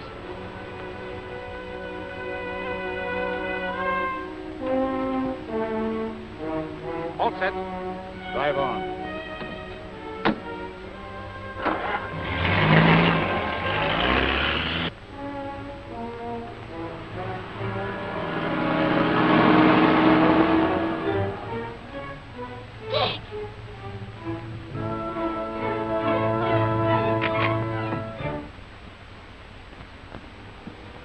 Gee, I'm sorry, Dick. It's all my fault. If I hadn't got into Steve's car, everything would have been all right. Take it easy, Junior. Everything's going to be okay. You did the right thing. What's the matter? You're hurt. Just a scratch. Now, look, youngster, I want you to go now. We can finish our business after Junior's gone, can't we, Stark? What do you mean? I mean, the kid will be twice as useful to me when you're out of the way. Get in that room.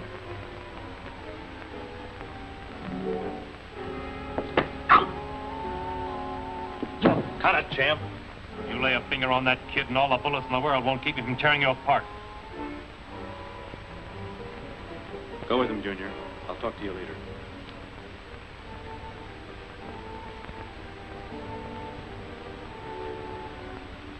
Hey, you had the champ buffalo, Tracy. It's too bad you're on the other side of the fence. I could use a guy like you. Get in that room. We'll finish our talking there. Say, that G-Man's a pretty tough monkey. Tough? Wait till you see his face when his pals get blown to bits. We've got TNT planted under the other cabin. They'll think we're in there. In fact, they're on their way now. And 2 minutes after they opened that gate and tripped the switch,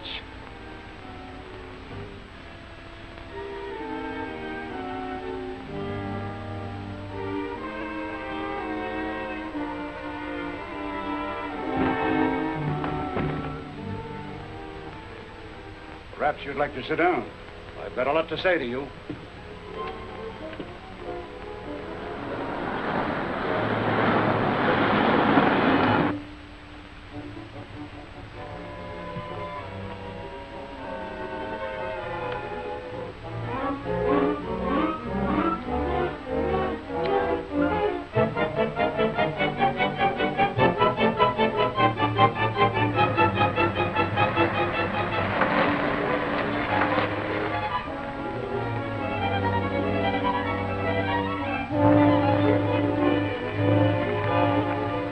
While it won't bring my 4 sons back to me, I'll at least have the satisfaction of sending you after them. Now get over to that window.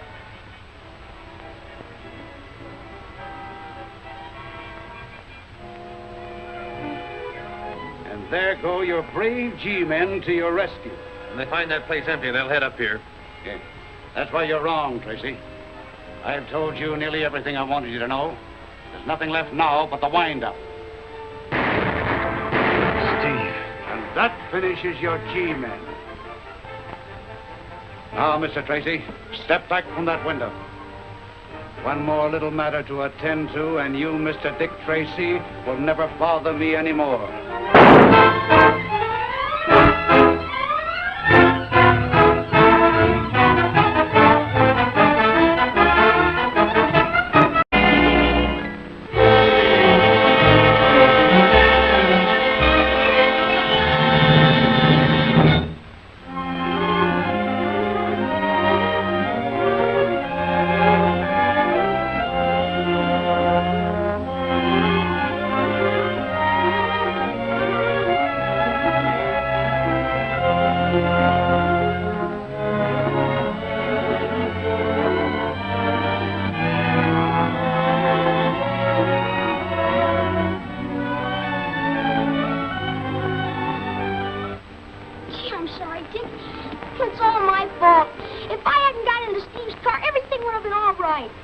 Take it easy, Junior.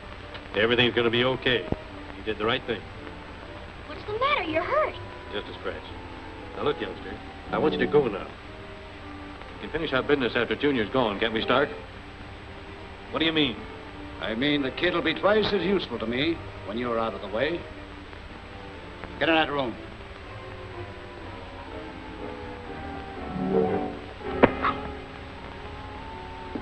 Cut it, champ. You lay a finger on that kid and all the bullets in the world won't keep you from tearing you apart. Go with him, Junior. I'll talk to you later.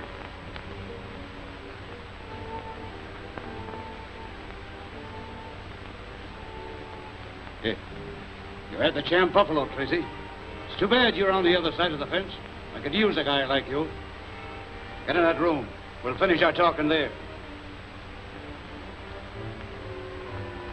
Say, that G-man is a pretty tough monkey. Tough? Wait till you see his face when his pals get blown to bits. We've got TNT planted under the other cabin. They'll think we're in there. In fact, they're on their way now. And 2 minutes after they opened that gate and took the switch,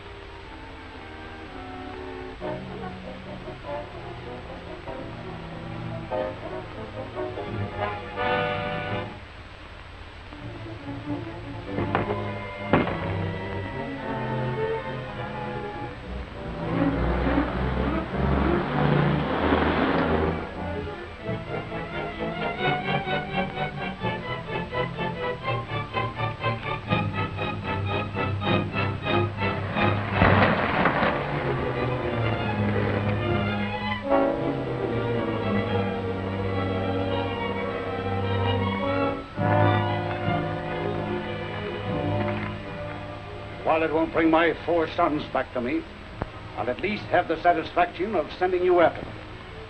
Now get over to that window.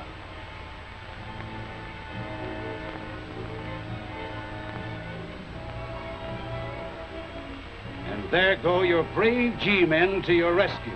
When they find that place empty, they'll head up here. Okay. That's why you're wrong, Tracy. I've told you nearly everything I wanted you to know. There's nothing left now but the wind-up. Don't! The cabin's gonna blow up! Dick's not there! Get clear!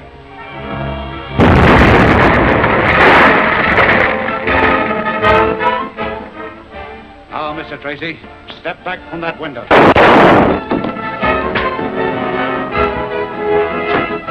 No! It's more valuable to us alive.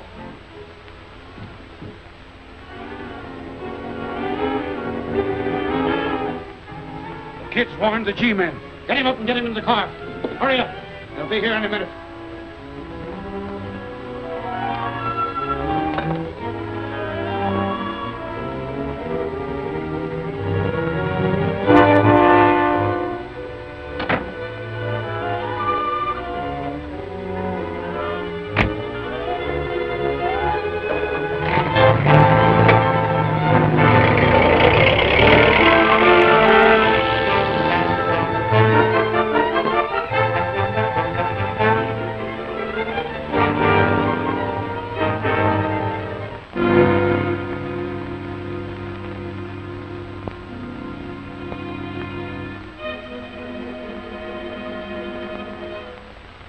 Our duty to wage relentless war against crime, even though it might cost the life of the valued agent. I know it would be Tracy's wish to do everything in our power to apprehend the Starks, regardless of how the outcome might affect him personally. Lockwood, have a description of the Starks' car broadcast immediately. Well, that's just it, sir. None of us saw the car. I did. It was a black Harmon touring car. I memorized the license. It was 2R-31-94. Good boy, Junior. Notify all the law enforcement agencies to be on the lookout for that car. And have the car's description broadcast over all radio stations. Hurry. Right.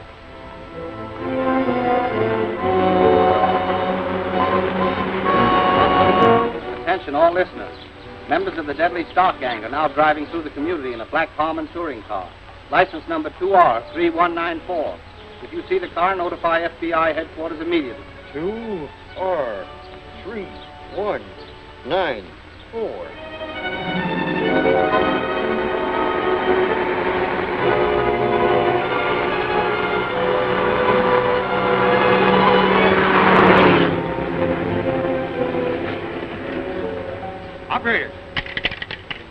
Operator! Operator! Give me the G-man. FBI? Yes, this is the G-man's office. Them bandits you were looking for just passed my place here. This may be a lead. This party says that Stark's car just passed his place. Get the address. Where are you? Jake's Filling Station, Garby Road. Jake's Filling Station on Garby Road. Right. Order all agents to concentrate at Jake's Filling Station at once. Yes, sir.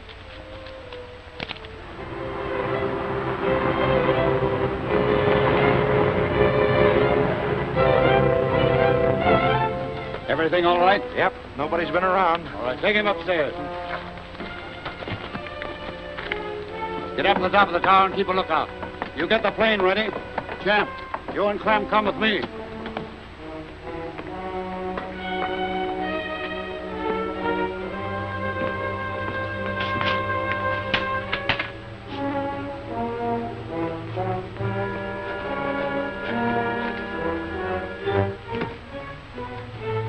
Yeah, I seen them. They went down that way. What does the road lead to? Straight to Bonnyville. Any turnoffs? Well, one little dirt road leads over to the old rock quarry. Well, the police will be looking for him at Bonnyville. We'll take a look at the quarry.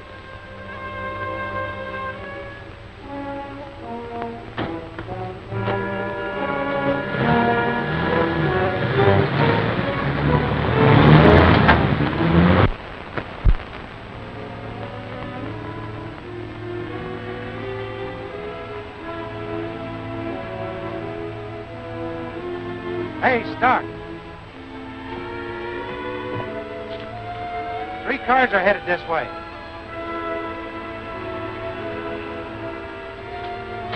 Get the rifles. Champ, never mind that. G-men.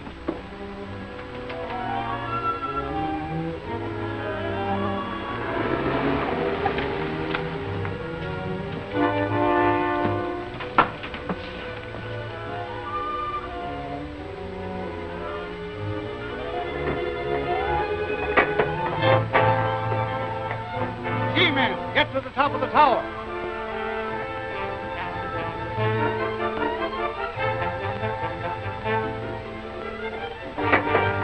Stark!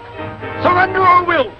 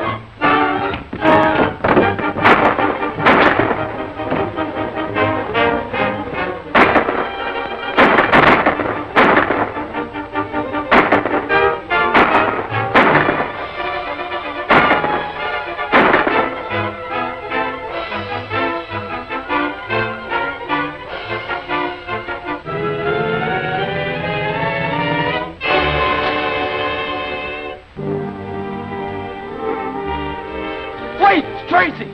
Hey, Dick! Dick, I never expected to see you alive. We'll never take him this way, men. Fall back.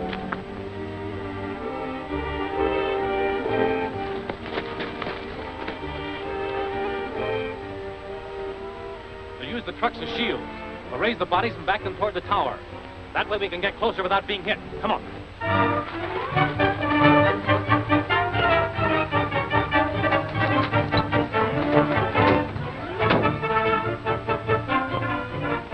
What are they doing with those trucks? They're up to something. I can stop them. I'll lay these on them from above.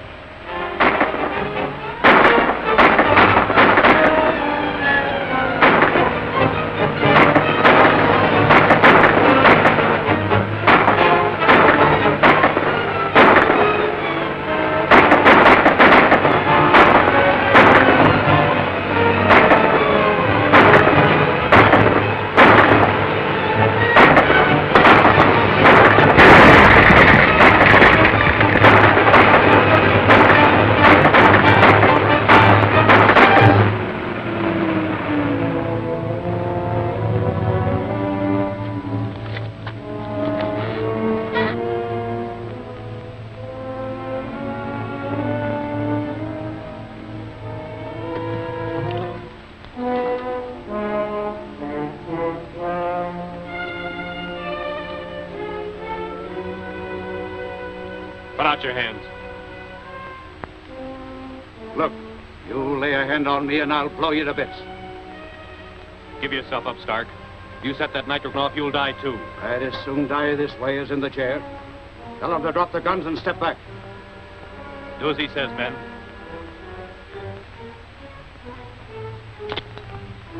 Not you, Tracy. You're gonna fly me out of the country. That way.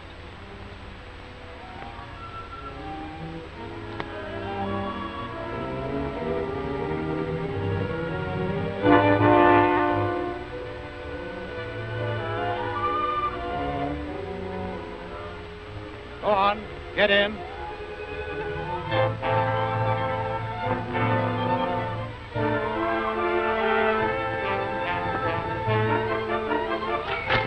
That's Russian. No, wait. Take off.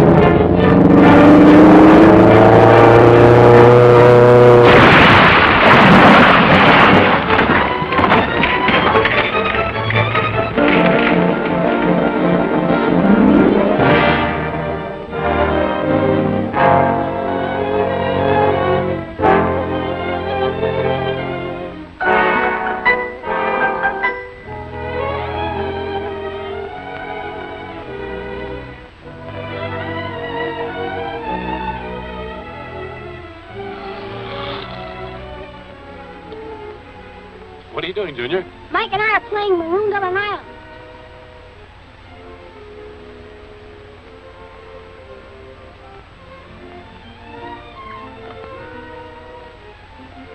I'm sitting in food in my skyboat. Oh.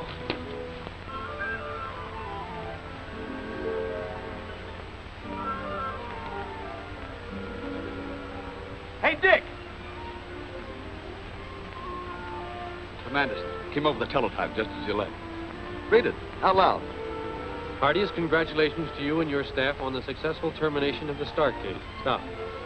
From this date, you will serve in capacity of inspector in charge of the entire West Coast. Oh, that's marvelous. Let me be the first to congratulate you, Inspector. Thank you, Junior. You deserve it, Dick. Thank you, Steve. Hey, Muck!